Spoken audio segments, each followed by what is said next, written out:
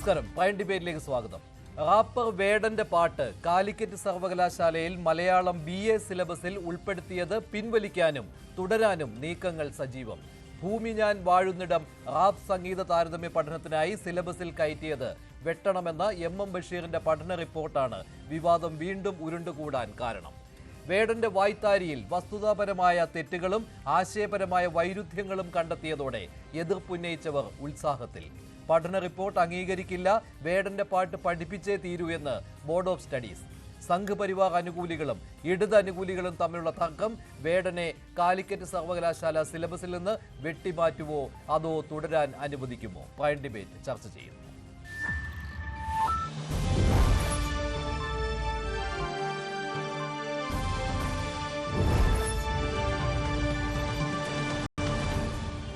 Prime ഡിബേറ്റിൽ Calicut സർവകലാശാല syndicate അംഗം Shri MK Anuraj. അദ്ദേഹം വേടന്റെ പാട്ട് മലയാളം സിലബസിൽ ഉൾപ്പെടുത്തിയതിനെ എതിർത്ത് ഗവർണർക്ക് പരാതി നൽകിയ ആളാണ്. വൈസ് ചാൻസലർക്കും പരാതി കൊടുത്തിരുന്നു.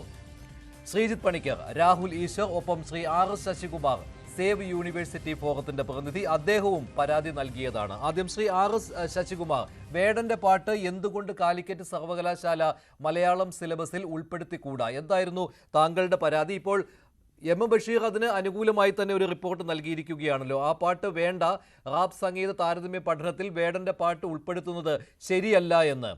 ഇതോടുകൂടി ഈ തർക്കം അവസാനിച്ചു എന്ന് കരുതാനാവുമോ? ബോർഡ് ഓഫ് സ്റ്റഡീസിന്റെ പ്രതികരണം വന്നിട്ടുണ്ട്. വേടന്റെ പാട്ട് എന്തായാലും കാലിക്കറ്റ് സർവകലാശാലയിൽ പഠിപ്പിക്കുമെന്ന്. അതൊരു തർക്കം മറ്റൊരു വഴിയിലേക്ക് നീങ്ങുകയാണല്ലോ ഇപ്പോൾ. അല്ല, ഇത് ബോർഡ് ഓഫ് സ്റ്റഡീസിൽ ശുപാർശ ചെയ്യുന്നതും അതുപോലെ തന്നെ യൂണിവേഴ്സിറ്റിയുടെ പാഠഭാഗമാക്കുന്നതിലൊന്നും രാഷ്ട്രീയം പാടില്ല എന്നുള്ള അഭിപ്രായക്കാരാണ് ഞങ്ങൾ. ഇവിടെ ഇപ്പോൾ വളരെ വ്യക്തമായിട്ട് പറഞ്ഞോളൂ. ഈ നമ്മുടെ ഹിരൺദാസ് മുൻഷി എന്ന റാപ്പർ വേടൻ ഇങ്ങോട്ട് റിവേഴ്സ് വരുന്നുണ്ട്. ശരിയാക്കാം, പറഞ്ഞോളൂ താങ്കൾ. ഹലോ, പറഞ്ഞോളൂ, അത് ശരിയാക്കുന്നുണ്ട്. ഹിരൺദാസ് മുൻഷി എന്ന റാപ്പർ വേടൻ വാസ്തവത്തിൽ അദ്ദേഹത്തിന്റെ നാടൻ പാട്ടുകളും താളാത്മകതയും നമ്മുടെ യുവജനങ്ങളുടെ ഒരു ഹരമാണ്. ആയിരക്കണക്കിന് പതിനായിരക്കണക്കിന് ആരാധകരാണ് ഇപ്പോൾ വേടനുള്ളത്. അതുകൊണ്ട് വേടന്റെ പുസ്തകത്തിൽ ഉൾപ്പെടുത്തുന്നത് തെറ്റാണ് എന്ന് നമുക്കൊരിക്കലും പറയാൻ കഴിയില്ല. അത് അദ്ദേഹത്തിന്റെ ആവിഷ്കാര സ്വാതന്ത്ര്യമാണ്. ഇവിടെ ഇപ്പോൾ കാലിക്കറ്റ് സർവകലാശാലയിൽ സംഭവിച്ചത് വേടന്റെ ഈ റാപ്പ് സംഗീതവും മൈക്കിൾ ജാക്സന്റെ പോപ്പ് സംഗീതവുമായിട്ടുള്ള ഒരു കമ്പാരിറ്റീവ് സ്റ്റഡിയാണ് ബോർഡ് ഓഫ് സ്റ്റഡീസ് ശുപാർശ ചെയ്തത്. അതുപോലെ തന്നെയാണ് ഗൗരി ലക്ഷ്മിയുടെ കഥകളി പദങ്ങൾ, അതിന്റെയും കമ്പാരിറ്റീവ് സ്റ്റഡി. ഈ രണ്ട് കമ്പാരിറ്റീവ് സ്റ്റഡിയുമാണ് ഞങ്ങൾ ഇതിന്റെ അക്കാഡമിക് സൈഡാണ് നോക്കിയത്. വാസ്തവത്തിൽ വേടന്റെ കഴിവിനെക്കുറിച്ചോ അദ്ദേഹത്തിന്റെ സാത്മാനിക പ്രതിഭയെക്കുറിച്ചോ ഒന്നും ആർക്കും അഭിപ്രായ വ്യത്യാസമല്ല. ഇവിടെ മലയാള ഭാഷയിൽ, മലയാളം ലാംഗ്വേജ് ആൻഡ് ലിറ്ററേച്ചറിൽ ഞാൻ മനസ്സിലാക്കുന്ന 3ാം സെമിസ്റ്ററിലാണ് ഇത് വേടന്റെയും ലക്ഷ്മിയുടെയും പാഠഭാഗങ്ങൾ ചേർക്കാൻ തീരുമാനിച്ചിരുന്നത്. അപ്പോൾ അതിനകത്ത് വരുന്ന ഒരു പ്രശ്നം, ഇത് റാപ്പും പോപ്പും തമ്മിലുള്ള ആ സംഗീതങ്ങൾ തമ്മിലുള്ള കമ്പാരിറ്റീവ് സ്റ്റഡി, അതേപോലെ തന്നെ കഥകളി പദങ്ങൾ കമ്പാരിറ്റീവ് സ്റ്റഡി. ഈ കമ്പാരിറ്റീവ് സ്റ്റഡി നടത്താൻ അത് ശാസ്ത്രീയമായി സംഗീതം അറിയാവുന്നവർക്കേ പറ്റുള്ളൂ. അത് വാസ്തവത്തിൽ അതിന്റെ രചനകൾ, സാധാരണ കമ്പാരിറ്റീവ് സ്റ്റഡി നടത്തുന്ന രചനകൾ അതിലെ സാഹിത്യമാണ്. അതല്ലാതെ ഈ സംഗീതത്തിന്റെ കമ്പാരിറ്റീവ് സ്റ്റഡി നടത്തുന്നത് സ്വാഭാവികമായും അത് മ്യൂസിക് വിഭാഗത്തിലായിരിക്കാം. നമ്മുടെ ഇത് മ്യൂസിക് BAക്ക് തീർച്ചയായിട്ടും ഉൾപ്പെടുത്താം. അവർക്ക് ശാസ്ത്രീയമായിട്ട് അപഗ്രഥിക്കേണ്ട കഴിവുണ്ട്. നമ്മുടെ മലയാള ഭാഷ പഠിപ്പിക്കുന്ന അധ്യാപകർക്കും വിദ്യാർത്ഥികൾക്കും ഇതെങ്ങനെ ഉൾക്കൊള്ളാൻ കഴിയുമെന്നുള്ള ഒരു അക്കാഡമിക് പെർസ്പെക്റ്റീവിലുള്ള ചോദ്യം മാത്രമേ ഞങ്ങൾ ചോദിച്ചിട്ടുള്ളൂ. അല്ല, നമ്മുടെ വേടനുമെതിരല്ല, ഗൗരി ലക്ഷ്മിക്കുമെതിരല്ല. അവർ രണ്ടുപേരും അനുഗ്രഹീത കലാകാരർ തന്നെയാണെന്നുള്ള സംശയം വേണ്ട.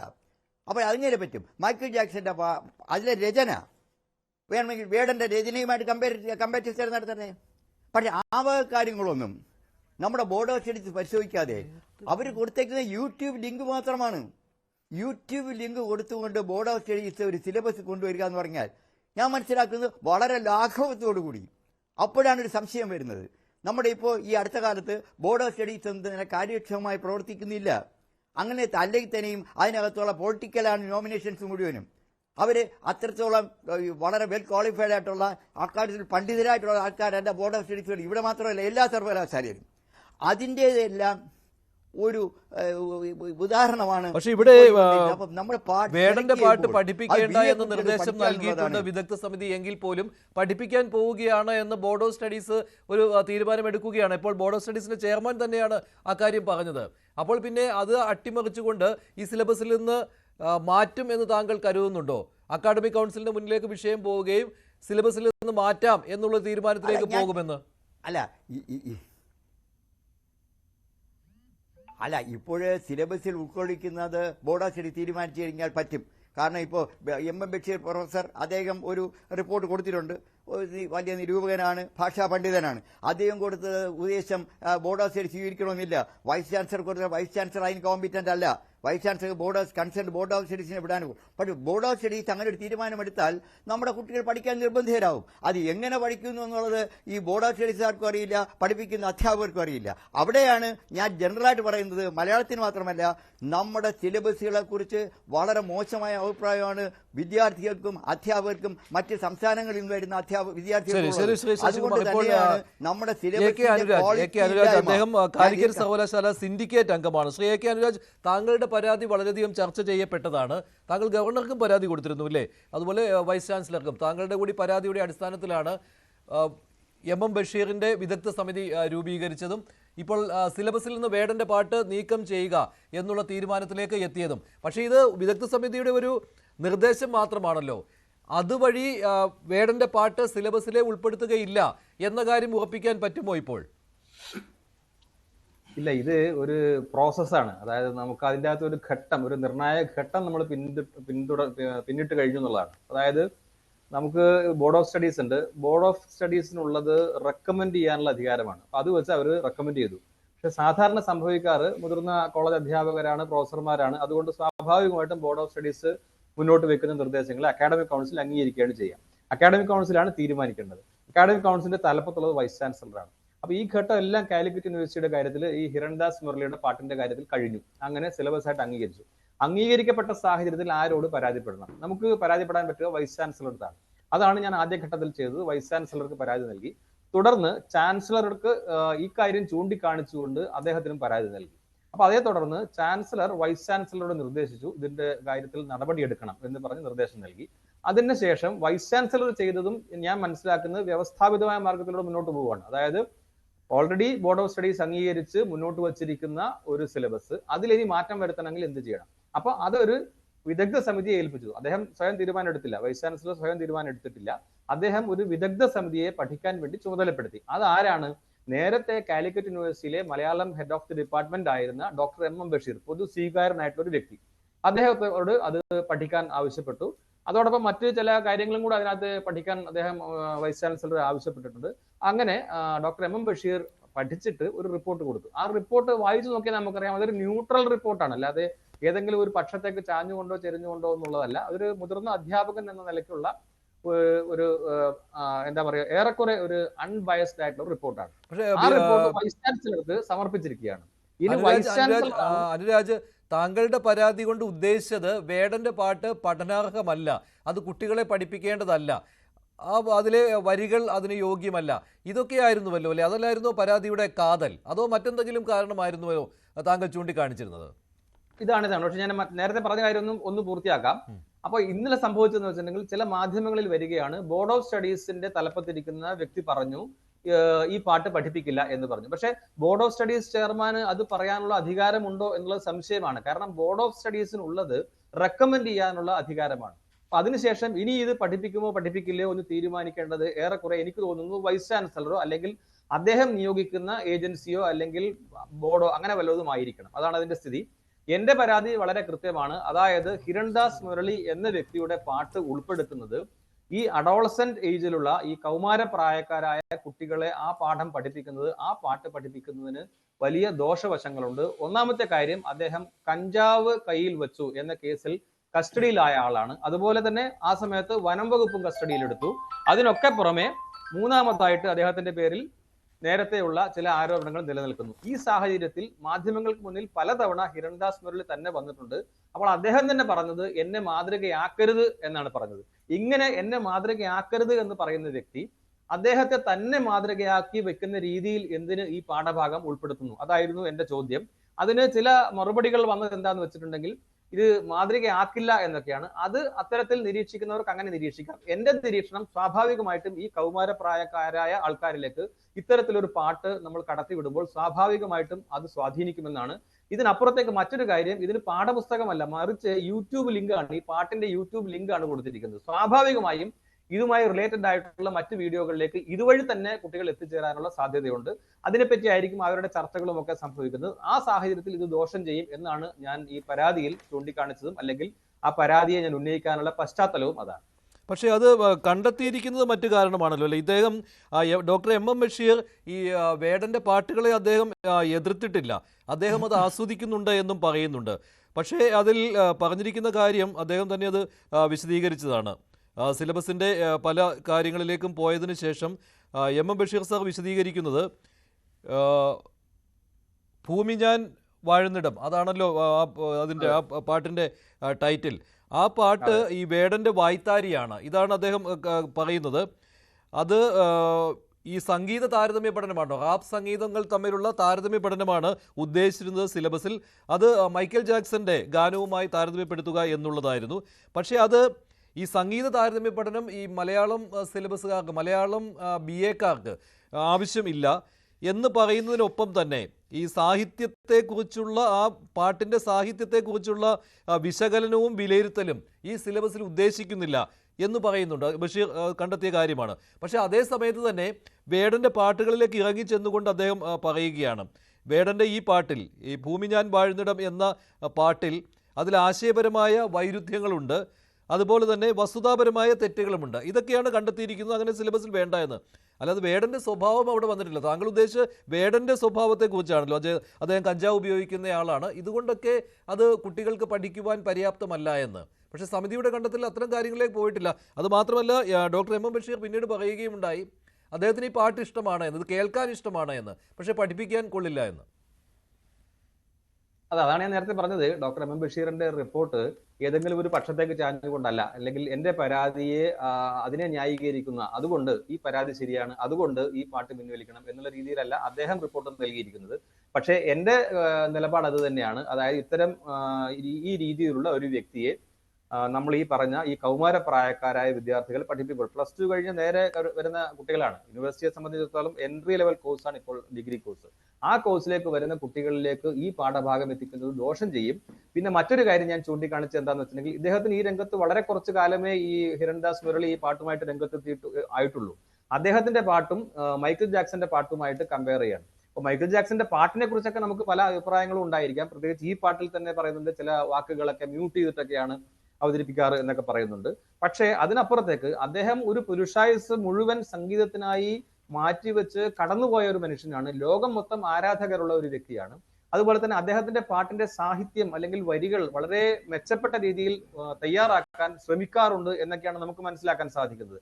എന്നാൽ ഇവിടെ ഇപ്പോൾ എം ബഷീർ സാർ തന്നെ അത് പറഞ്ഞിട്ടുണ്ട്. അതായത് ഹിരൺദാസ് മുരളിയുടെ പാട്ടിന്റെ നിലവാരത്തെക്കുറിച്ച്. കാരണം വസ്തുതാപരമായ വൈരുദ്ധ്യങ്ങൾ, ഉദാഹരണത്തിന് ശ്രീബുദ്ധനെ രക്തദാഹിയായിട്ട് അവതരിപ്പിക്കുന്നു, അല്ലെങ്കിൽ കശ്മീരിൽ ഒരു പിഞ്ചു ബാലിക വളരെ ദുഃഖകരമായ രീതിയിൽ മരിച്ചപ്പോൾ അതിനെ എങ്ങനെയാണോ തെറ്റായി അന്നത്തെ മുഖ്യധാര മാധ്യമങ്ങൾ വ്യാഖ്യാനിച്ചത്, അത്തരത്തിലൊരു കുട്ടിയുടെ പേര് കൊടുക്കരുത് എന്നത് പോലും മുഖ്യധാര മാധ്യമങ്ങൾ ആദ്യഘട്ടത്തിൽ ആ മര്യാദ പോലും പാലിച്ചിരുന്നില്ല. പിന്നീട് പൊതുസമൂഹത്തിൽ നിന്ന് എതിർപ്പ് ഉയർന്നപ്പോൾ ആ കുട്ടിയുടെ പേര് ഒഴിവാക്കി. പക്ഷെ ആ പേര് തന്നെ ഈ പാട്ടിൽ ഉപയോഗിച്ചിരിക്കുകയാണ്.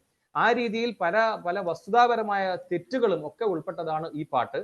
ആ ഒരു പശ്ചാത്തലത്തിൽ ഞാൻ പക്ഷേ ഈ പാട്ടിലെ വരികളിലെ തെറ്റുകളെ ഞാൻ എന്റെ പരാതിയിൽ ചൂണ്ടിക്കാണിച്ചിരുന്നില്ല. ഞാൻ ചൂണ്ടിക്കാണിച്ചത് നേരത്തെ പറഞ്ഞ കാര്യമാണ്. തെറ്റായ മാതൃക സൃഷ്ടിക്കുന്നു, അതുപോലെ തന്നെ സമൂഹത്തിൽ അരാജകത്വം പോലുള്ള പ്രശ്നങ്ങൾ ഉണ്ടാക്കുന്നു. അതുപോലെ മറ്റൊരു കാര്യം, ഇന്ന് നമ്മുടെ കേരളത്തിന്റെ ഏറ്റവും വലിയൊരു ശാപമായിട്ട് നമ്മുടെ സംസ്ഥാന സർക്കാർ തന്നെ കണ്ടെത്തിയിട്ടുള്ളത് ഡ്രഗ് മെനസാണ്, അല്ലെങ്കിൽ ഈ ലഹരി വസ്തുക്കളുടെ കടന്നുകയറ്റമാണ്. അതിനെ പ്രതിരോധിക്കുന്നതിന് വേണ്ടി പലതരത്തിലുള്ള പദ്ധതികളുമായിട്ട് ഗവൺമെന്റ് തന്നെ മുന്നോട്ട് പോവുകയാണ്, അവയർനെസ് പ്രോഗ്രാം പോലുള്ള കാര്യങ്ങൾ. അത്തരം ഒരു പശ്ചാത്തലത്തിൽ ഈ വ്യക്തിയെ തന്നെ ഉൾപ്പെടുത്തുന്നത് എന്തിന്?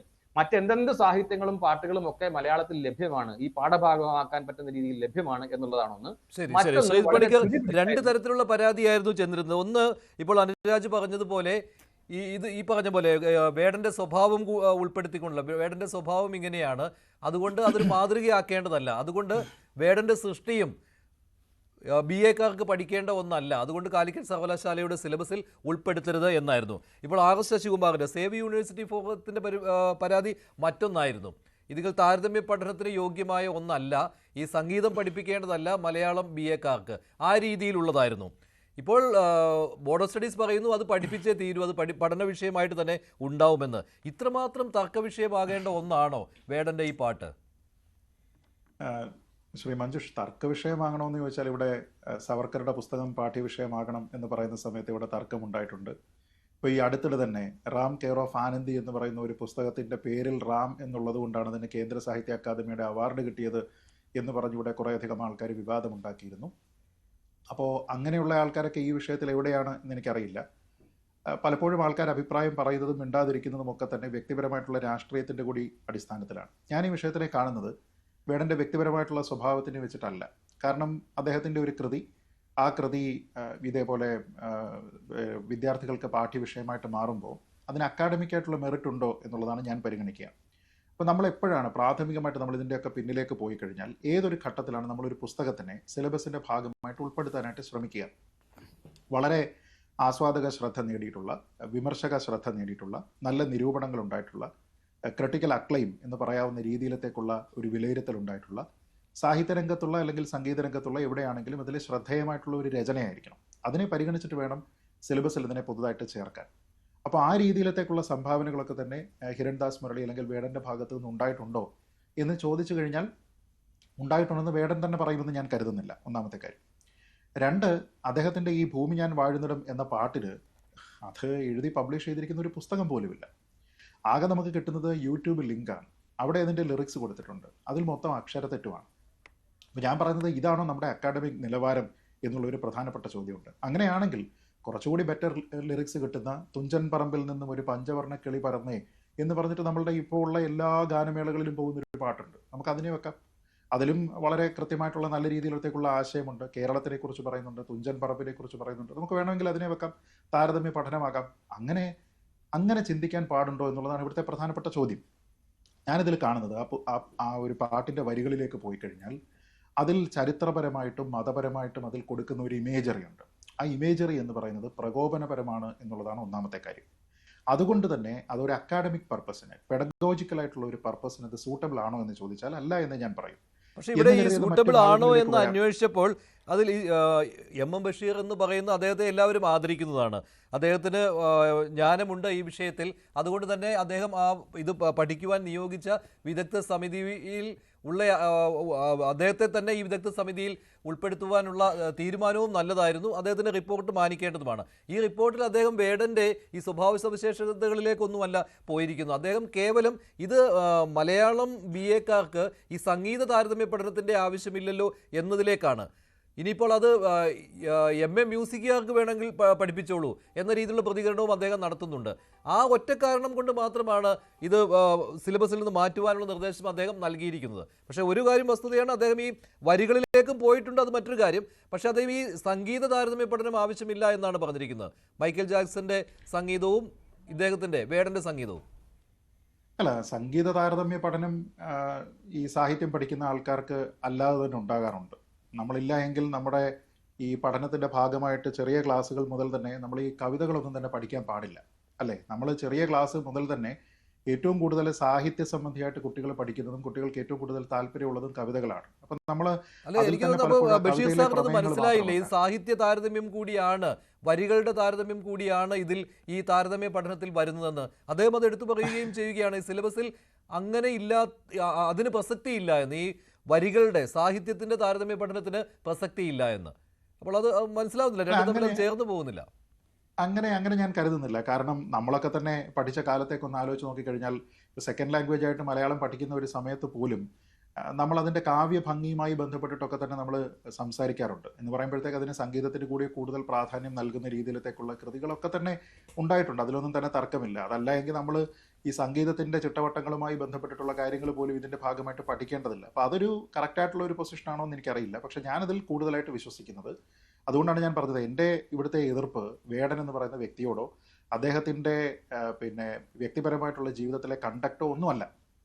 പക്ഷേ അമിതമായിട്ടുള്ള രാഷ്ട്രീയം, വളരെ പൊളിറ്റിക്കലി ചാർജ്ഡ് ആയിട്ടുള്ള ഒരു പാഠഭാഗം, അത് പെഡഗോജിക്കലി സ്യൂട്ടബിൾ ആണോ എന്നുള്ള ഒരു ചോദ്യമുണ്ട്. ആ ചോദ്യം നമ്മൾ ചോദിക്കേണ്ടതാണ്. കാരണം ONVയുടെയോ കക്കാടിൻ്റെയോ ഏതെങ്കിലും ഒരു കൃതി ആരോടും ചോദിക്കാതെ കണ്ണടച്ചെടുത്ത് സിലബസിൽ ചേർക്കുന്നത് പോലെ അല്ല ഇത് എന്നുള്ളത് ഒരു പ്രധാനപ്പെട്ട കാര്യം. ഇനി ഈ മെറിറ്റിലേക്ക് പോയി കഴിഞ്ഞാൽ നിശ്ചയമായിട്ടും ശ്രീ ബഷീർ അടക്കം ഇതിൻ്റെ വരികളിലേക്ക് പോയിട്ടുണ്ടാകുമല്ലോ. അപ്പോൾ അതിൽ പറഞ്ഞിരിക്കുന്ന ഒരു രാഷ്ട്രീയമുണ്ട്. ആ രാഷ്ട്രീയം അക്കാദമികമാണോ എന്ന് ചോദിച്ചു കഴിഞ്ഞാൽ അത് വ്യക്തിയാധിഷ്ഠിതമാണ്. അത് വളരെ ഡോമിനൻ്റ് ആയിട്ടുള്ള ഒരു പൊളിറ്റിക്കൽ ഐഡിയോളജിക്കൽ അണ്ടർടോൺ ഉള്ള വരികളാണ് അതിൽ കൊടുത്തിരിക്കുന്നത്. അതിൽ തന്നെ പറഞ്ഞിരിക്കുന്ന പല കാര്യങ്ങളും ഒരുപക്ഷെ വളരെ നെഗറ്റീവായിട്ടുള്ള ലൈറ്റിൽ ആൾക്കാരെ പ്രതിഷേധം എന്ന രീതിയിലത്തേക്ക് നിർത്തുകയാണ്. ഇപ്പോൾ മതം ഇരുളിൽ ഭാരതാംബയോ വെട്ടം തേടി അലഞ്ഞ് നടപ്പൂ എന്ന് ചോദിക്കുകയാണ്. മതം എന്ന് പറയുന്നത് ഒന്നാമത്തെ കോൺസെപ്റ്റ്, ഭാരതത്തിൻ്റെ കോൺസെപ്റ്റ്, നമ്മുടെ ഭരണഘടനയിൽ പറയുന്ന കോൺസെപ്റ്റിൽ മതം ഒരു ഇരുളല്ല. മതം ആൾക്കാരെ വെളിച്ചത്തിലേക്ക് നയിക്കുന്ന അവരുടെ വിശ്വാസ സംബന്ധിയായിട്ടുള്ള ഒരു കാര്യമാണ്. അത് ആ രീതിയിൽ ഭാരതവുമായിട്ട് ചേർന്നിട്ടത് കറക്റ്റ് അല്ല. ഈ ചർച്ചയിൽ ഇതിനോടകം തന്നെ പറഞ്ഞു എന്ന് തോന്നുന്നു, മ്യാൻമറിൽ ബുദ്ധൻ ആയുധമേന്തി ചുടുചോര മോന്തി നിൽക്കുന്നു എന്നാണ്. നമ്മൾ വളരെ ആദരവോടുകൂടി കാണുന്ന ബുദ്ധിസത്തിൻ്റെ അടിസ്ഥാനം എന്ന് പറയുന്നത് തന്നെ ചോദ്യം ചെയ്യപ്പെടുന്ന രീതിയിലത്തേക്കുള്ള ഒരു പ്രതീക നിർമ്മാണമാണ് അവിടെ നടക്കുന്നത്. റോഹിംഗ്യ വിഷയമാണ് അവിടെ ഉദ്ദേശിച്ചിരിക്കുന്നത് എങ്കിൽ അതിനെ തീർത്തും ഏകപക്ഷീയമായി കാണുന്ന ഒരു സമീപനം, അത് ഒരു വിഭാഗം ബുദ്ധമതക്കാരും റോഹിംഗ്യൻ മുസ്ലിങ്ങളും തമ്മിലുള്ള ഒരു വിഷയമാണ് എങ്കിൽ ആ വിഭാഗം ബുദ്ധമതക്കാർ അക്രമികളാണ് എന്ന് കാണിക്കാൻ വേണ്ടി അവർ ദൈവമായിട്ട് ആരാധിക്കുന്ന, ലോകം മുഴുവൻ ദൈവമായി കാണുന്ന ശ്രീബുദ്ധനെ തന്നെ അക്രമകാരിയായിട്ട് കാണിക്കുന്നുണ്ട് എങ്കിൽ ഞാൻ ചോദിക്കുന്നത്, IS-ഉം അൽ-ഖയ്ദയും മതത്തിൻ്റെ അടിസ്ഥാനത്തിൽ പ്രവർത്തിക്കുന്ന തീവ്രവാദ, അല്ലെങ്കിൽ മതത്തിൻ്റെ പേരിലാണ് എന്ന് പറഞ്ഞ് പ്രവർത്തിക്കുന്ന തീവ്രവാദ സംഘടനകൾ കാണിക്കുന്ന, അതിൽ പ്രവർത്തിക്കുന്ന അക്രമികളാണ് അവരെന്ന് കാണിക്കുന്നതിന് വേണ്ടി നമ്മൾ അള്ളാഹുവിനെ മോശമായിട്ട് ചിത്രീകരിക്കാൻ വേണ്ടിയിട്ട് ഒരാൾ ശ്രമിച്ചു കഴിഞ്ഞാൽ അതിനെ അംഗീകരിക്കണോ? വേണ്ട എന്നുള്ളതാണ് എൻ്റെ പക്ഷം. അപ്പോൾ അതെന്തുകൊണ്ടാണ് ഈ ബുദ്ധൻ്റെ കാര്യത്തിൽ ഇല്ലാത്തത്? എന്തുകൊണ്ടാണ് അതിനെ സിലബസിൽ ചേർക്കുന്ന ആൾക്കാരത് ശ്രദ്ധിക്കാത്തത്? ഒപ്പം ഇതിൽ വളരെ പ്രധാനപ്പെട്ട ഒരു കാര്യമുണ്ട്. അതായത് ഇത് ലോകത്ത് നടക്കുന്ന പലതരത്തിലുള്ള അട്രോസിറ്റീസിനെ പറ്റി പറയുന്നുണ്ട്. അതിന് സിറിയയുണ്ട്, കൊറിയയുണ്ട്, India, Sri Lanka, China, Congo, Mexico, പിന്നെ ആഫ്രിക്കൻ രാജ്യങ്ങൾ, സൊമാലിയ, നമ്മുടെ അടുത്തുള്ള മ്യാൻമറുണ്ട്, ന്യൂയോർക്കുണ്ട്, പാലസ്തീനുണ്ട്. ഇതെല്ലാം തന്നെ പറയുന്ന സമയത്ത് ഒരു കാര്യം അവിടെ മിസ്സിംഗ് ആണ്. അത് ശ്രദ്ധിച്ചോ? ലോകത്തിൽ ഇന്നുള്ള ഏറ്റവും വലിയ തീവ്രവാദ പ്രവർത്തനം എന്ന് പറയുന്നത് ലോകത്തിലെ എല്ലാ രാജ്യങ്ങളിലും വലിയ വിനാശമുണ്ടാക്കുന്നതാണ്. ആ തീവ്രവാദ പ്രവർത്തനം നടത്തുന്ന ഇസ്ലാമിസ്റ്റ് ഭീകര സംഘടനകളെക്കുറിച്ച്, അവർ നടത്തുന്ന പ്രവൃത്തികളെക്കുറിച്ച് ഒരക്ഷരം ഇതിലില്ല. അതെന്താ? ഭൂമി വാഴുന്നിടത്ത്, വേടൻ വാഴുന്നിടത്ത്, നമ്മൾ വാഴുന്നിടത്ത് ഇതൊന്നും തന്നെ ഇല്ലേ? ഇതിൽ തന്നെ തെറ്റായിട്ടുള്ള മതസങ്കല്പങ്ങൾ. ഇപ്പോൾ ചൈനയിൽ ഉയ്ഗുർ മുസ്ലിങ്ങൾ പീഡനം അനുഭവിക്കുന്നുണ്ട് എന്ന് നമുക്കറിയാം. പക്ഷെ അതുമായി ബന്ധപ്പെട്ട ഒരു ബിംബം ചമയ്ക്കുന്ന സമയത്ത് ഖുറാൻ എരിഞ്ഞതിൻ്റെ മണം പരന്നു എന്ന രീതിയിലത്തേക്ക് നമ്മൾ പറയേണ്ടതുണ്ടോ എന്നുള്ളൊരു ചോദ്യമുണ്ട്. ഇപ്പോൾ തന്നെ ഇവിടെ നേരത്തെ പറഞ്ഞു, ആസിഫയുമായി ബന്ധപ്പെട്ട കത്വയിലെ ആ സംഭവത്തിനെ പറ്റി പറയുന്നുണ്ട്. ആ കത്വയിലെ ആ സംഭവത്തിനെ പറ്റി പറയുന്ന സമയത്ത് ആ കൊലപാതകത്തിന്, ക്രൂരമായിട്ടുള്ള കൊലപാതകത്തിന് ഭഗവാൻ കാവലിരുന്നു എന്ന് പറയുന്നത് നേരത്തെ ഈ പറഞ്ഞിരിക്കുന്ന ബുദ്ധനെ എങ്ങനെയാണോ ഇകഴ്ത്തി കാണിക്കുന്നത് അതേ രീതിയിലത്തേക്കുള്ള ഒരു ബിംബം ചമയ്ക്കലാണ്. എന്ന് വെച്ചാൽ ഈ കൃതി ഒരു തരത്തിലുമുള്ള പ്രതിഷേധമല്ല, മറിച്ച് ഒരു പൊളിറ്റിക്കൽ ഐഡിയോളജി വെച്ച്, വളരെ സ്ട്രോങ് ആയിട്ടുള്ള പൊളിറ്റിക്കൽ അണ്ടർടോൺ വെച്ചുകൊണ്ട് ഒരു പോളറൈസേഷൻ സൃഷ്ടിക്കുന്ന രീതിയിലത്തേക്ക് വരുന്നു. അത് ഇൻഡിപെൻഡന്റ് മ്യൂസിക് ആകാം, തർക്കമില്ല. അദ്ദേഹത്തിന് അത് മ്യൂസിക് കൺസേർട്ടുകളിൽ വായിക്കാം, കുഴപ്പമില്ല. പക്ഷേ അക്കാഡമിക്കലി സ്യൂട്ടബിൾ ആണോ, പെഡഗോജിക്കൽ പർപ്പസിന് ഇതിനെ ഉപയോഗിക്കാമോ എന്ന് ചോദിച്ചാൽ എൻ്റെ കയ്യിൽ നിന്നുണ്ടാകുന്ന ഒരു റെഡ് ഫ്ലാഗ് ആണ്. അത് പറ്റില്ല. അത് വേടനോടുള്ള രാഹുൽ ഈശ്വർ കൂടിയുണ്ട്. രാഹുൽ ഈശ്വർ വേടനെ അനുകൂലിക്കുന്ന ആളാണ്, വേടന്റെ പാട്ടുകളെ അനുകൂലിക്കുന്ന ആളാണ്. രാഹുൽ ഈശ്വർ അല്പസമയത്തിനകം ചേരും, അദ്ദേഹം ഉണ്ടായിരുന്നു. രാഹുൽ കേൾക്കാമോ? എനിക്ക് കേൾക്കാം. രാഹുൽ, കാലിക്കറ്റ് സർവകലാശാലയിൽ മിക്കവാറും വേടന്റെ പാട്ട് പഠിപ്പിക്കാൻ പറ്റില്ല എന്നാണ് തോന്നുന്നത്. കാരണം വിദഗ്ധ സമിതി അങ്ങനെ റിപ്പോർട്ട് കൊടുത്തിട്ടുണ്ട്. പക്ഷേ ബോർഡ് ഓഫ് സ്റ്റഡീസ് അത് അംഗീകരിക്കുന്നില്ല. വേടന്റെ പാട്ട് പഠിപ്പിക്കുക തന്നെ ചെയ്യുമെന്ന് പറയുന്നുണ്ട്. തർക്കം തുടരുകയാണ്. താങ്കൾ എന്തായാലും വേടന്റെ പാട്ട് പഠിപ്പിക്കണം എന്ന നിലപാടിലുള്ള ആളാണല്ലോ അല്ലേ?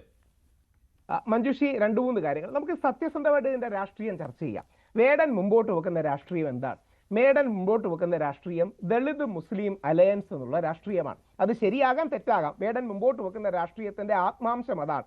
അതായത് ദളിത് എന്ന് പറയുന്ന വിഭാഗവും മുസ്ലിം എന്ന വിഭാഗവും തമ്മിൽ ഒരു അലയൻസ് ഉണ്ടാകുക. നമ്മുടെ ഇടതുപക്ഷം അതിനെ തങ്ങളുടെ കൂടെ നിർത്താൻ വേണ്ടി ദളിത് മുസ്ലിം കമ്മ്യൂണിസ്റ്റ് ഇടത് അലയൻസ് ഉണ്ടാക്കാൻ ശ്രമിക്കുകയാണ്. ഇതാണ് അതിന്റെ പച്ച പരമാർത്ഥം. നേരത്തെ ശ്രീജിത് ഭായ് പറഞ്ഞ ഒരു പോയിന്റ് കറക്റ്റാണ്. ഈ ലൈൻസ് എടുത്തു നോക്കുകയാണെങ്കിൽ അതിൽ ഇസ്ലാമിസ്റ്റ് തീവ്രവാദത്തെക്കുറിച്ച്, ഇസ്ലാമിക് അല്ല ഇസ്ലാമിസ്റ്റ് തീവ്രതയെക്കുറിച്ച് കാര്യങ്ങൾ പറയുന്നില്ല. നേരെ മറിച്ച് കമ്മ്യൂണിസ്റ്റുകാരെ പോലും വിമർശിക്കുന്നുണ്ട്. അതാണ് അതിന്റെ മറ്റൊരു കാര്യം. ചൈന നിൻ ചെങ്കൊടി താഴെ നമ്മുടെ ഖുറാൻ എരിഞ്ഞു എന്ന് പറയുന്നതിന്റെ സാധനം വളരെ പ്രകോപനപരമാണ്. പക്ഷേ അതുപോലും പഠിക്കട്ടെ എന്ന് കമ്മ്യൂണിസ്റ്റുകാർ വിചാരിക്കുന്നത് അവരുടെ ആശയപരമായ മാനസിക വികാസം കൊണ്ടോ ഓപ്പൺനെസ് കൊണ്ടോ അല്ല. പകരം വേടൻ ഒരു ഉയർന്നു വരുന്ന ദളിത് സമൂഹത്തിലെ ബിംബമായതുകൊണ്ട് ദളിത് മുസ്ലിം സ്വത്വ രാഷ്ട്രീയം തങ്ങൾക്ക് അനുകൂലമായി മാറ്റണം എന്നുള്ള ചിന്ത കൊണ്ട് തന്നെയാണ്. അവിടെയാണ് 2-3 വരികൾ. ഇപ്പൊ എന്റെ 2-3 വരികൾ പ്രകോപനപരമാണെങ്കിൽ ഡെഫിനറ്റ്ലി പ്രകോപനപരമാണെന്ന് തന്നെ പറയാം. ഉദാഹരണം, നമ്മൾ നേരത്തെ സൂചിപ്പിച്ചതുപോലെ ബുദ്ധനെ കുറിച്ച് സൂചിപ്പിക്കുന്ന സ്ഥലമുണ്ട്. ആ ബുദ്ധനെ ആസിഫൈൻ അരയെടുക്കാൻ ഭഗവാൻ പോലും കാവലിരുന്നു. ആസിഫയുടെ വിഷയം വളരെ സീരിയസ് ആണ്. ആസിഫയുടെ വിഷയം എന്ന് പറഞ്ഞാൽ ഏറ്റവും വേദനാജനകരമായ വിഷയമാണ്. അതായത് ആ ഭാഗത്തെ മുസ്ലിങ്ങൾ വർദ്ധിക്കുന്നു എന്ന തെറ്റിദ്ധാരണ കൊണ്ട് അവിടുത്തെ ഒരു 7-8 വയസ്സുകാരിയായ പെൺകുട്ടിയെ റേപ്പ് ചെയ്ത് കൊന്ന, ഒരുപക്ഷെ ഒരിക്കലും ഇന്ത്യക്ക് മറക്കാൻ കഴിയാത്ത, പൊറുക്കാൻ കഴിയാത്ത വലിയ തെറ്റ് തന്നെയാണ്, സംശയമില്ല. വേണമെങ്കിൽ ഈ വരികളുടെ ഓരോ അർത്ഥമെടുത്ത് നമുക്ക് വേണമെങ്കിൽ ചോദിക്കാം, അതിൽ ഇസ്ലാമിസ്റ്റ് തീവ്രത ഇല്ല എന്ന് പറയാം. ഇനി മ്യാൻമാറിൽ ബുദ്ധൻ ആയുധമേന്തി, യഥാർത്ഥത്തിൽ മ്യാൻമാറിൽ റോഹിംഗ്യകൾക്ക് നേരിട്ട ആക്രമണമാണ് പറയുന്നത്. അപ്പോൾ എൻ്റെ വീട്ടിലാണ് ഒരുപക്ഷെ ബുദ്ധന്റെ ഏറ്റവും വലിയ പെയിന്റിംഗ് ഉള്ളത്, 24 ഫീറ്റ് ഉള്ള പെയിന്റിങ്ങും കാര്യങ്ങളും ഉണ്ട്. അപ്പോൾ വേടൻ മുമ്പോട്ട് വെക്കുന്നത് ഒരു ഇസ്ലാമിക് ദളിത് ഐഡന്റിറ്റി പൊളിറ്റിക്സിന്റെ ഭാഗം, അതിനെ ഇടതുപക്ഷം സന്നിവേശിപ്പിക്കാൻ ശ്രമിക്കുന്നു. മറുഭാഗത്ത് എന്താ സംഭവിക്കുന്നത്?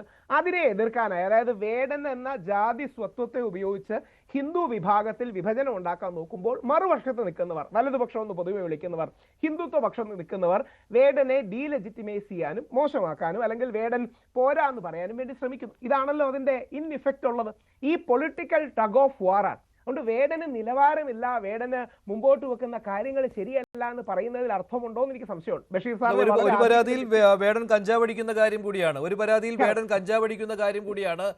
അദ്ദേഹം മാതൃകയല്ല വിദ്യാർത്ഥികൾക്ക്, അതുകൊണ്ട് പരാതി. എനിക്ക് തോന്നുന്നു അത് സീരിയസ് ആയ ഒരാൾ ഒരു തർക്കമായിട്ട് പറയില്ല. എനിക്ക് തോന്നുന്നില്ല ശ്രീ അനുരാഗ് സാർ പോലും അത് റേസ് ചെയ്യുന്നുണ്ട്.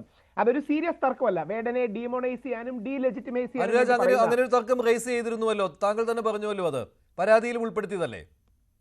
ഉണ്ട്. ഞാൻ ഈ കാര്യങ്ങളെല്ലാം പറഞ്ഞിട്ടുണ്ട്. ഞാൻ നേരത്തെ പറഞ്ഞപ്പോൾ ഒരു പകുതി എനിക്ക് പറയാൻ പറ്റുള്ളൂ. അതായത് ഇത് ഒരു നല്ല റോൾ മോഡൽ അല്ല എന്ന് സ്വയം പറയുന്ന, മാധ്യമങ്ങളുടെ അടുത്ത് ആവർത്തിച്ചു വന്ന് പറയുന്ന ഒരു വ്യക്തി, ഇതുപോലെ തന്നെ 3 കേസുകളിൽ പ്രതിസ്ഥാനത്ത് ഇപ്പോഴും കുറ്റവിമുക്തനാക്കപ്പെട്ടിട്ടില്ലാത്തൊരു വ്യക്തി, അങ്ങനെയൊക്കെയുള്ള ഒരാൾ. അത് മീറ്റു കേസിലാണെങ്കിൽ അദ്ദേഹത്തെ കുറിച്ച് അതുമായി ബന്ധപ്പെട്ട് വേറെ ചില പരാതികളൊക്കെ വന്ന ഒരു വ്യക്തി. ആ ഒരു പ്രശ്നമുണ്ട്. ഈ പറഞ്ഞ ഈ വരികളിൽ ഇപ്പൊ ഇവിടെ ശ്രീജിത് പണിക്കരും അതുപോലെ തന്നെ രാഹുൽ ഈശ്വറും രണ്ടുപേരും ചൂണ്ടിക്കാണിച്ചതുപോലെ തന്നെ, ആവർത്തിച്ചതുപോലെ തന്നെയുള്ള ഈ വരികൾ, ഈ വിവാദമായ വരികൾ, അത് ഞാൻ ചൂണ്ടിക്കാണിച്ചിട്ടുണ്ട്. അതുപോലെ തന്നെ മൈക്കിൾ ജാക്സനെയും ഹിരൺദാസ് മുരളിയെയും താരതമ്യം ചെയ്യുന്നതിലുള്ള ബുദ്ധിമുട്ട് പറഞ്ഞിട്ടുണ്ട്. ഇതിനൊക്കെ പുറമെ സംഗീതത്തിന്റെ പ്രശ്നവും ഞാൻ പല ഫോറങ്ങളിൽ ഉന്നയിച്ചിട്ടുണ്ട്. അതായത് മലയാളം പഠിപ്പിക്കാനുള്ളത് മലയാളം MA അല്ലെങ്കിൽ മലയാളം PhD കഴിഞ്ഞ അധ്യാപകരാണ്. അവർക്ക് എത്രത്തോളം സംഗീതം പഠിപ്പിക്കാൻ പറ്റും, അതുപോലെ തന്നെ മലയാളം ബിരുദം പഠിക്കാൻ വരുന്ന വിദ്യാർത്ഥികൾക്ക് എത്രത്തോളം സംഗീതം താരതമ്യം ചെയ്യാൻ പറ്റും എന്ന ഈ വിഷയവും ഞാൻ ഉന്നയിച്ചിട്ടുണ്ട്. എനിക്ക് ആ ഒരു വിഷയം മാത്രമാണ് എടുത്തിരിക്കുന്നത്, ആ വിഷയം മാത്രമാണ്. രാഹുൽ അല്ല അനുരാഗ് സാർ, അതിൽ എനിക്ക് ഒരു ഡൗട്ട് വളരെ ജെന്യുവിനായി തോന്നിയത്, ഈ ഐഡിയോളജിക്കൽ കോൺട്രഡിക്ഷൻസും ഫാക്ച്വൽ ഇനാക്വറസി എന്ന് പറയുന്നത്, ഫാക്ച്വൽ ഇനാക്വറസി എന്ന് പറഞ്ഞാൽ ഇപ്പം ബുദ്ധന്റെ മെൻഷൻ ആണോ എന്ന് എനിക്കറിയില്ല. എന്താണ് അതിലെ ഫാക്ച്വൽ ഇനാക്വറസി എന്ന് എനിക്ക് മനസ്സിലായില്ല. അതിലെ ഐഡിയോളജിക്കൽ കോൺട്രഡിക്ഷൻ എന്താണെന്ന് മനസ്സിലായില്ല. വേടന്റെ ഐഡിയോളജി കൃത്യമാണ്. അത് ശരിയാകാൻ തെറ്റാകാൻ നമുക്ക് യോജിപ്പുള്ളതാകാം, വിയോജിപ്പുള്ളതാകാം. മുസ്ലിം ദളിത് സ്വത്വ രാഷ്ട്രീയം, ഈ ജയ് ഭീം ജയ് മീം എന്നൊക്കെ നോർത്ത് ഇന്ത്യയിൽ പറയുന്നത് പോലെ, ഒരുപക്ഷെ വേടനെ മോശമാക്കി പറയില്ല, പണ്ട് ഹാജി മസ്താനൊക്കെ ഉയർത്തിയ ഒരു ദളിത് മുസ്ലിം ഐക്യമെന്ന ഒരു ആംഗിളുണ്ട്. ഈ ആംഗിളാണ് മുമ്പോട്ട് വെക്കുന്നത്. കമ്മ്യൂണിസ്റ്റുകാർ ഒരർത്ഥത്തിൽ അവസരവാദപരമായി അങ്ങനെ പിന്നോക്ക വിഭാഗങ്ങളുടെ സ്വത്വ രാഷ്ട്രീയം മാത്രമായി പോകണ്ട, ഞങ്ങളുടെ കൂടെ നിൽക്കണം, അത് മതേതരത്വത്തിന്റെ ഭാഗമാണെന്ന് പറഞ്ഞവരെ കൂട്ടാൻ നോക്കുന്നതാണെന്ന കാര്യത്തിൽ സംശയമില്ല. അതിന് അവർ ഈ ചൈനാനിൻ ചെങ്കൊടി താഴെ ഖുറാൻ എരിഞ്ഞതിൻ അതുവരെ വന്നാലും കുഴപ്പമില്ല എന്ന് വിചാരിക്കുന്നത് അവരുടെ പൊളിറ്റിക്കൽ ഓപ്പർച്യൂണിസം ആണെന്ന് വാദിക്കാം. പക്ഷെ ഇത്തരത്തിൽ വ്യത്യസ്തമായ കലകളും അല്ലെങ്കിൽ വ്യത്യസ്തമായ രചനകളും കുട്ടികളെ ഡിബേറ്റ് ചെയ്ത് പഠിക്കുന്നതല്ലേ നമ്മുടെ അക്കാഡമിക് കൾച്ചറിന് ചേർന്നത്. ഇതിലെ ഈ ഫാക്ച്വൽ ഇനാക്വറസി എന്താണ്, ഐഡിയോളജിക്കൽ കോൺട്രഡിക്ഷൻ എന്താണ്, അങ്ങനെ അദ്ദേഹം എഴുതിയത് എന്തുകൊണ്ടാണെന്ന് മനസ്സിലാകുന്നില്ല. എനിക്ക് തോന്നിയ ഒരു കാര്യം, ഗവർണർ അദ്ദേഹം RSSന്റെ ഭാഗമാണ്, ഇതിൽ യാതൊരു തെറ്റുമില്ല, അദ്ദേഹം RSSന്റെ ഭാഗമാണ്, ഹിന്ദു റൈറ്റ് വിങ്ങിനോട് ചേർന്ന് നിൽക്കുന്ന വ്യക്തിയാണ്. അപ്പോൾ തങ്ങളുടെ ഐഡിയോളജിക്ക് ഘടകവിരുദ്ധമായി നിൽക്കുകയും ഒരു ഹിന്ദു വിരുദ്ധ, ജാതി ഉയർത്തിപ്പിടിച്ചുകൊണ്ടുള്ള ഹിന്ദു വിരുദ്ധ രാഷ്ട്രീയം മുമ്പോട്ട് വെക്കുന്ന വേടന്റെ രചന സ്വീകരിക്കേണ്ട എന്നുള്ള ചിന്തയിലായിരിക്കണം ആ ഭാഗത്ത് നിന്ന് അങ്ങനെ റിപ്പോർട്ട് വന്നു. ബഷീർ സാർ പറയുമ്പോൾ കുറച്ചുകൂടെ ഒരു ക്രെഡിബിലിറ്റി വരും, കാര്യം അദ്ദേഹം ഒരു മുസ്ലിം സമുദായത്തിൽ നിന്ന് വരുന്നതാണ്. നേരെ തിരിച്ച് ഇടതുപക്ഷക്കാർ ഒരു കാരണവശാലും അത് ഡ്രോപ്പ് ചെയ്യില്ല എന്ന് പറയുന്നതിന്റെ റീസൺ തങ്ങൾ മുമ്പോട്ട് വെക്കുന്ന സ്വത്വ രാഷ്ട്രീയം, ലെഫ്റ്റ് മുമ്പോട്ട് വെക്കുന്ന പിന്നോക്ക മുസ്ലിം ഐഡന്റിറ്റി പൊളിറ്റിക്സിന്റെ ഭാഗമായത് വരുന്നു. അപ്പൊ ഇതൊരു ജെനുവിൻ ഡിബേറ്റ് ആകണ്ടേ നമ്മുടെ സമൂഹത്തിൽ? അതിനെ ബ്രഷിംഗ് അണ്ടർ ദ കാർപ്പറ്റ് ആണോ, ജെനുവിൻലി ഡിബേറ്റ് ചെയ്ത് മുമ്പോട്ട് പോകുന്നതാണോ? അല്ല, ഡിബേറ്റ് ചെയ്യുന്നുണ്ട്, അത് മൂടി വെക്കുകയല്ല. പക്ഷെ താങ്കൾ ആത്യന്തികമായി ഇത് പഠിപ്പിക്കണം എന്ന നിലപാടാണ് എടുക്കുന്നത് അല്ലേ? അത് എന്തുകൊണ്ടാണെന്ന് പറഞ്ഞാൽ അങ്ങനത്തെ ഒരു ഡിബേറ്റ് വരും. ഇപ്പം മൈക്കൽ ജാക്സൺ ആരാണ്? കറുത്ത വംശജനാണ്, പിന്നീട് അദ്ദേഹത്തിന്റെ നിറം മാറി വെളുത്ത വംശജനായെന്ന് നമുക്കറിയാം. മൈക്കൽ ജാക്സൺ ഇതേപോലൊരു പ്രതിഷേധ സ്വരത്തിലാണ് all I want to say is that they don't really care about us. അദ്ദേഹത്തിന്റെ വളരെ വിഖ്യാതമായ ഒരു സോങ് ആണ്. നേരത്തെ ശ്രീ ശ്രീജിത് ഭായ് അടക്കം പറഞ്ഞ പോലെ വിമർശനാത്മകമായി അതിൽ ഇസ്ലാമിസ്റ്റ് തീവ്രവാദത്തെ കുറിച്ച് പരാമർശിച്ചിട്ടില്ല എന്നൊരു പ്രശ്നമാണ്. നമ്മുടെ നാട്ടിൽ 4-5 ലക്ഷത്തോളം കാശ്മീരി പണ്ഡിറ്റുകൾക്കുണ്ടായ ബുദ്ധിമുട്ടുകളും മറ്റും പരാമർശിച്ചിട്ടില്ല എന്നുള്ളതൊരു പ്രശ്നമാണ്. അത്തരം കാര്യങ്ങൾ ചൂണ്ടിക്കാണിച്ച് ഒരു ക്രിട്ടിക്കൽ സ്റ്റഡി അതിനെ നടത്തിക്കൂടെ? അത് നമ്മുടെ അക്കാഡമിക് കൾച്ചറിനെ മോർ വൈബ്രന്റ് ആക്കുകയല്ലേ ഉള്ളൂ.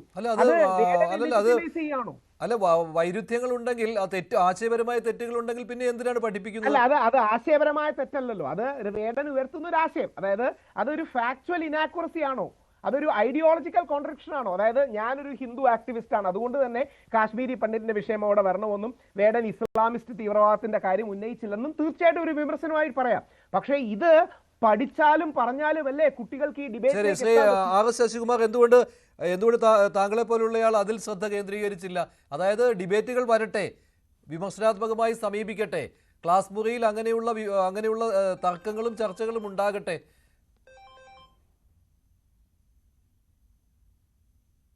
അല്ല, ഞാൻ ഇപ്പോൾ പറയുമ്പോൾ അനുരാജ് പറഞ്ഞ ഒരു കാര്യത്തിനെ കുറിച്ച് പറഞ്ഞിട്ട് പറയാം.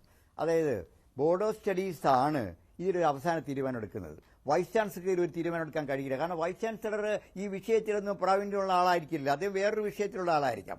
അപ്പോൾ ബോർഡ് ഓഫ് സ്റ്റഡീസ് നമ്മുടെ യൂണിവേഴ്സിറ്റി ചട്ടപ്രകാരം ബോർഡ് ഓഫ് സ്റ്റഡീസ് തീരുമാനമെടുത്താൽ ഈ റിപ്പോർട്ട് നേരെ അക്കാഡമിക് കൗൺസിൽ പോകും. അക്കാഡമിക് കൗൺസിലിന്റെ ഇപ്പോഴത്തെ സംവിധാനത്തിൽ അവിടെ ഒന്നും വായിക്കാതെ ഒന്നും ചർച്ച ചെയ്യാതെ അത് അപ്പോൾ തന്നെ പാസ്സാക്കുന്ന രീതിയാണ്. അപ്പോൾ ബോർഡ് ഓഫ് സ്റ്റഡീസ് ഇപ്പോൾ ഈ ചർച്ചകൾക്ക് ശേഷം അവർ വീണ്ടും ഇത് പരിശോധിച്ചിട്ട് വേടനെയും അതേപോലെ 2 പുസ്തകവും അതേപോലെ നിലനിർത്താനാണ് തീരുമാനിക്കണമെങ്കിൽ തീർച്ചയായിട്ടും അത് നടപ്പിലാവുന്ന സംശയം വേണ്ട.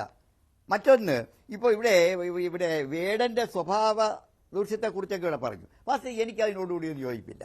കാരണം നമ്മുടെ ഒരു വ്യക്തിയുടെ സ്വകാര്യ ജീവിതത്തെ അദ്ദേഹത്തിന്റെ കലാസൃഷ്ടിയുമായി ഒരിക്കലും താരതമ്യം ചെയ്യാൻ പാടില്ല. അത് ശരിയല്ല. ഓരോരുത്തരുടെയും സ്വഭാവം ഓരോ രീതിയിലായിരിക്കാം. അവരുടെ കലാസൃഷ്ടിയാണ് നമ്മൾ മാനിക്കേണ്ടത്. അങ്ങനെയാണെങ്കിൽ ഇവിടെ വയലാർ രാമവർമ്മയുടെ സിനിമ പാട്ടുകൾ കൊച്ചുകുട്ടികൾ വരെ പാടുന്നുണ്ട്. പാടാൻ പാടില്ലല്ലോ. മോഹൻലാലിന്റെ സിനിമ കാണാൻ പാടില്ലല്ലോ. ഞാൻ പറയട്ടെ, എന്റെ നാട്ടുകാരനാ, തിരുവനന്തപുരത്തുകാരനാണ് അയ്യപ്പനെ കുറിച്ച് എല്ലാവർക്കും അറിയാം. പക്ഷെ അദ്ദേഹത്തിന്റെ പുസ്തകം കഴിഞ്ഞ വർഷങ്ങളായിട്ട് നമ്മുടെ കാലിക്കറ്റ് സർവകലാശാല PGക്ക് MAക്ക് പഠിപ്പിക്കുന്നുണ്ട്. അപ്പൊ കലാമൂല്യങ്ങൾ, ആ കലാസൃഷ്ടിയെ വേണം പരിശോധിക്കാൻ, അല്ല ആ വ്യക്തിയുടെ ജീവിതം എന്താണല്ലോ പരിശോധിക്കേണ്ടത്. ഞങ്ങൾ വീണ്ടും ആവർത്തിക്കുന്നത് ഇതിനകത്തുള്ള സാഹിത്യം എന്താണെന്ന് പറയണം. അത് ബോർഡ് ഓഫ് സ്റ്റഡീസ് പറയാൻ ബാധ്യസ്ഥതയുണ്ട്. ഈ വേടന്റെ പുസ്തക ഈ റാപ്പിലെ എന്താണ് അതിനകത്തുള്ള സാഹിത്യം? ആ സാഹിത്യവും മൈക്കലോ അദ്ദേഹത്തിന്റെ പോപ്പ് ഇതുമായിട്ടുള്ള എന്താണ് കമ്പയർ ചെയ്യാൻ പറ്റുമോ? അതേപോലെ കഥകളി പദങ്ങൾ അത് കമ്പയർ ചെയ്യാൻ പറ്റുമോ? മുമ്പ് കുചേലവൃത്തം ഹൈദരാലിയാണ് ഏറ്റവും വളരെ പാടിയ, നമുക്ക് എല്ലാവർക്കും അറിയാവുന്നതാണ്. അത് ഇപ്പോൾ കമ്പയർ ചെയ്യാൻ പറ്റുമോ? അപ്പൊ ഇതൊന്നും കമ്പയർ ചെയ്യുവാൻ നമ്മുടെ മലയാള അധ്യാപകർക്കോ മലയാളം വിദ്യാർത്ഥികളെ പറ്റിയാൽ ഇവിടെ എന്താ ഞാൻ ഒരു കാര്യം ചോദിച്ചോട്ടെ, ഞാൻ മനസ്സിലാക്കിയിട്ടുള്ള പ്രേംചന്ദിന്റെയും ഹിന്ദിയിലെ പ്രേംചന്ദിന്റെയും തകഴിയുടെയും നോവലുകളിലെ കഥാപാത്രങ്ങൾ തമ്മിൽ കമ്പാരിറ്റീവ് സ്റ്റഡി നടത്തിയിട്ടുണ്ട്. ഒത്തിരി പേർ ഗവേഷണം നടത്തിയിട്ടുണ്ട്. കീറ്റ്സിന്റെയും ചങ്ങമ്പുഴയുടെയും പുസ്തകങ്ങൾ തമ്മിൽ കമ്പാരിറ്റീവ് സ്റ്റഡി നടത്തിയിട്ടുണ്ട്. അപ്പൊ നമ്മുടെ സാഹിത്യം, അതിനകത്ത് എന്താണ് സാഹിത്യം എന്ന് പറയണ്ടേ? ആ കാര്യങ്ങളെ കുറിച്ച് ബോർഡ് ഓഫ് സ്റ്റഡീസ് പരിശോധിക്കാതെ നമ്മുടെ കുഞ്ഞുങ്ങളുടെ നമ്മുടെ യുവജനങ്ങളുടെ ഹരമായതുകൊണ്ട് പാഠപുസ്തകത്തിൽ പങ്കെടുപ്പിക്കാൻ ചെന്നാൽ അതിന് അധ്യാപകരും വിദ്യാർത്ഥികളും ഒന്നുപോലെ ബുദ്ധിമുട്ടും. നമ്മുടെ മലയാളം ലാംഗ്വേജ് ആൻഡ് ലിറ്ററേച്ചർ എന്നാണ് പറയുന്നത്. അല്ല, ഇത് തമ്മിൽ ഒരു ഡിബേറ്റ് മാറ്റി വയ്ക്കാം. ഡിബേറ്റ് വേറെ തരത്തിലാണ്. ഇതിനെക്കുറിച്ച് ഡിബേറ്റ് നടത്താം, നമുക്ക് വേടനെ കുറിച്ച് ഡിബേറ്റ് നടത്താം. അതല്ലാതെ ഇത് പുസ്തകത്തിൽ ഉൾക്കൊള്ളിച്ചു കഴിഞ്ഞാൽ ഇതിനകത്തുനിന്ന് ഒരു ചോദ്യം പോലും ചോദിക്കാൻ കഴിയില്ല. അതിനകത്ത് സാഹിത്യം ഉണ്ടെങ്കിൽ അപ്പോൾ എന്ത് വേണം? ഇത് തമ്മിലുള്ള റിതം എന്താണ്, ഇതിന്റെ സംഗീതം എന്താണ്? നമുക്ക് മ്യൂസിക്കിന് വിടുക. നമ്മുടെ മ്യൂസിക് BA ഉണ്ടല്ലോ, മ്യൂസിക് MA ഉണ്ടല്ലോ, വേടൻ അവിടെ പഠിക്കട്ടെ. അപ്പൊ നമ്മളാരും വേടനെതിരല്ല. അതിന് വേടനെതിരാണെന്ന് ഒരു ഭാഗത്ത് കൊണ്ടുവച്ചിട്ട് അതിലൂടെ രാഷ്ട്രീയം ഉണ്ടാക്കാനായിട്ട് ബോർഡ് ഓഫ് സ്റ്റഡീസ് ശ്രമിക്കുന്നുണ്ട് എന്നൊരു ആക്ഷേപമുണ്ട്. ആ കാര്യം അനുരാജ് അങ്ങനെയാണോ? ഇടത് അനുകൂലികളുടെ നീക്കമാണോ ഇത് പഠിപ്പിച്ചേ അടങ്ങൂ എന്നുള്ള തീരുമാനത്തിലേക്ക് വരുന്നത്? പിന്നെ ആർ എസ് ശശികുമാർ പരാതി നൽകിയിരുന്നുവെങ്കിലും അദ്ദേഹം സ്വഭാവത്തിലേക്ക് പോയിട്ടില്ല. ശ്രീ മഞ്ജുഷ്, എന്നെ സംബന്ധിച്ചോളം ഈ കാര്യങ്ങളില് ഞാൻ പറഞ്ഞ കുറെ കാര്യങ്ങളുണ്ട്. ചില കാര്യങ്ങൾ അവരിനോട് വിയോജിക്കുന്നുണ്ട്. അത് സ്വാഭാവികം. ഞാൻ പറഞ്ഞില്ല, ഡോക്ടർ എം ബഷീറിന്റെ റിപ്പോർട്ടും എന്റെ ആവശ്യങ്ങളെ പൂർണ്ണമായിട്ടും അംഗീകരിച്ചിട്ടുള്ളതല്ല. പക്ഷേ ആത്യന്തികമായി ഇവരെല്ലാം ഏറെക്കുറെ എത്തുന്നത് ഈ ഒരു സമീപനത്തിലേക്കാണ്. ശ്രീ രാഹുൽ ഈശ്വർ അദ്ദേഹം മാത്രമാണ് ഇത് പഠിപ്പിക്കണം എന്നുള്ള നിലപാടെടുത്തുന്നു. അപ്പോഴും അതിനകത്ത് ബയസ്ഡ് ആണ്, ചില കാര്യങ്ങൾ അങ്ങനെയുണ്ട് എന്നൊക്കെ പറഞ്ഞു. പിന്നെ അദ്ദേഹം പറഞ്ഞ ആ കാര്യത്തെ ഞാൻ വേറെ രീതിയിൽ അവതരിപ്പിക്കുകയാണ്. ലെഫ്റ്റ് ജിഹാദി എന്ന് പറയേണ്ടുന്ന ആ ടേമാണ് ശരിക്കും കേരളത്തിലെ ഈ സാഹചര്യത്തിന് നമ്മൾ പറയേണ്ടത്. അതിന് നമ്മൾ മറ്റ് ആനുകാലിക രാഷ്ട്രീയ സാഹചര്യങ്ങൾ നിരീക്ഷിച്ചാൽ നമുക്ക് മനസ്സിലാവും എന്തുകൊണ്ടാണ് ഇപ്പോഴത്തെ ഇടതുപക്ഷത്തിന് അങ്ങനെ ഒരു സ്റ്റാൻഡ് എടുക്കേണ്ടി വരുന്നത് എന്നത്. അത് നമുക്ക് സ്കൂൾ സമയമാറ്റം അങ്ങനെയൊക്കെയുള്ള കുറെ വിവാദ വിഷയങ്ങളുമായിട്ട് കണക്ട് ചെയ്താൽ മനസ്സിലാവും. അപ്പൊ ഇതൊരു ബാലൻസിങ് തന്ത്രമാണ്. അതിന് നമ്മുടെ ഹയർ എഡ്യൂക്കേഷൻ രംഗത്തേക്ക് കൊണ്ടുവരികയാണ് ചെയ്യുന്നത്. അതിനകത്തുള്ള ഒരു കുഴപ്പം എന്ന് പറഞ്ഞിട്ടുണ്ടെങ്കിൽ രാജാവിനേക്കാളും വലിയ രാജഭക്തി കാണിക്കുന്നവർ നമ്മൾ അക്കാദമിക രംഗത്ത് ഉണ്ടാവുകയും അവരുടെ അക്കാദമികമായ ശേഷി കുറയുകയും ചെയ്യാണ്. അതാണ് ഇപ്പോഴത്തെ ഏറ്റവും വലിയ പ്രശ്നം. അതായത് കേരളത്തിന്റെ ഹയർ എഡ്യൂക്കേഷൻ സിനാരിയോ എടുത്താൽ നമുക്ക് ഇപ്പം ഏകദേശം 3.5 ലക്ഷത്തോളം കുട്ടികളാണ് ഒരു വർഷം കേരളത്തിൽ ജനിക്കുന്നത്. കേരളത്തിൽ നിന്ന് കഴിഞ്ഞ വർഷം വിദേശത്തേക്ക് പഠിക്കാൻ പോയത് 3.5 ലക്ഷം കുട്ടികളാണ്. എന്ന് പറഞ്ഞാൽ നമ്മൾ ഇത്രയും കാലം പറഞ്ഞുകൊണ്ടിരിക്കുന്നത് കേരളം ഒരു ഭാർഗവി നിലയമാകും എന്നാണെങ്കിൽ കുറച്ചു കാലം കഴിഞ്ഞാൽ എനിക്ക് തോന്നുന്നു ഇതേ രീതിയിൽ കാര്യങ്ങൾ പോവുകയാണെങ്കിൽ ഭാർഗവി നിലയമായിട്ട് പോലും കേരളത്തിൽ നിലനിൽക്കാൻ പറ്റില്ല. ഈ ഒരു ഘട്ടത്തിൽ എല്ലാ സർവകലാശാലകളെയും ചുറ്റിപ്പറ്റി രാഷ്ട്രീയം പടുത്തുയർത്തി ഇപ്പൊ അഡ്മിഷന്റെ സമയമാണെന്ന് ഓർക്കണം. നമ്മുടെ ഡിഗ്രി പോസ്റ്റ് ഗ്രാജുവേഷൻ പ്രവേശനത്തിന്റെ സമയമാണ്. ഇപ്പൊ ഞാൻ പോലും ഒരു ഉത്തരവാദിത്തപ്പെട്ട സിൻഡിക്കേറ്റ് മെമ്പർ എന്ന നിലയിൽ ഞാൻ ചെയ്തത് അതിന്റെ അതത് ഫോറങ്ങളിൽ പരാതിപ്പെടുകയും വളരെ ക്ഷമയോടെ കാത്തിരിക്കുകയുമാണ് ചെയ്തത്. കഴിഞ്ഞ ദിവസങ്ങൾ പോലും വളരെ പ്രകോപനപരമായ പലതരത്തിലുള്ള പ്രതികരണങ്ങളും പലരിൽ നിന്നുണ്ടായി. അതൊക്കെ എനിക്കറിയാം, കൃത്യമായിട്ട് കണിശമായിട്ട് അത് വിവാദമുണ്ടാക്കാൻ വേണ്ടി തന്നെ ചെയ്തതാണ്. ഞാൻ വിവാദത്തിൽ നിന്നിട്ടില്ല, ഇപ്പോഴും നിൽക്കുന്നില്ല. ഇത് വ്യവസ്ഥാപിതമായ മാർഗത്തിലൂടെ ഇത് പരിഹരിക്കണം. അങ്ങനെ കേരളത്തിലെ ഉന്നത വിദ്യാഭ്യാസ രംഗത്തുള്ള പ്രശ്നങ്ങൾ ഓരോന്നായിട്ട് നമുക്ക് പരിഹരിച്ചെടുക്കണം.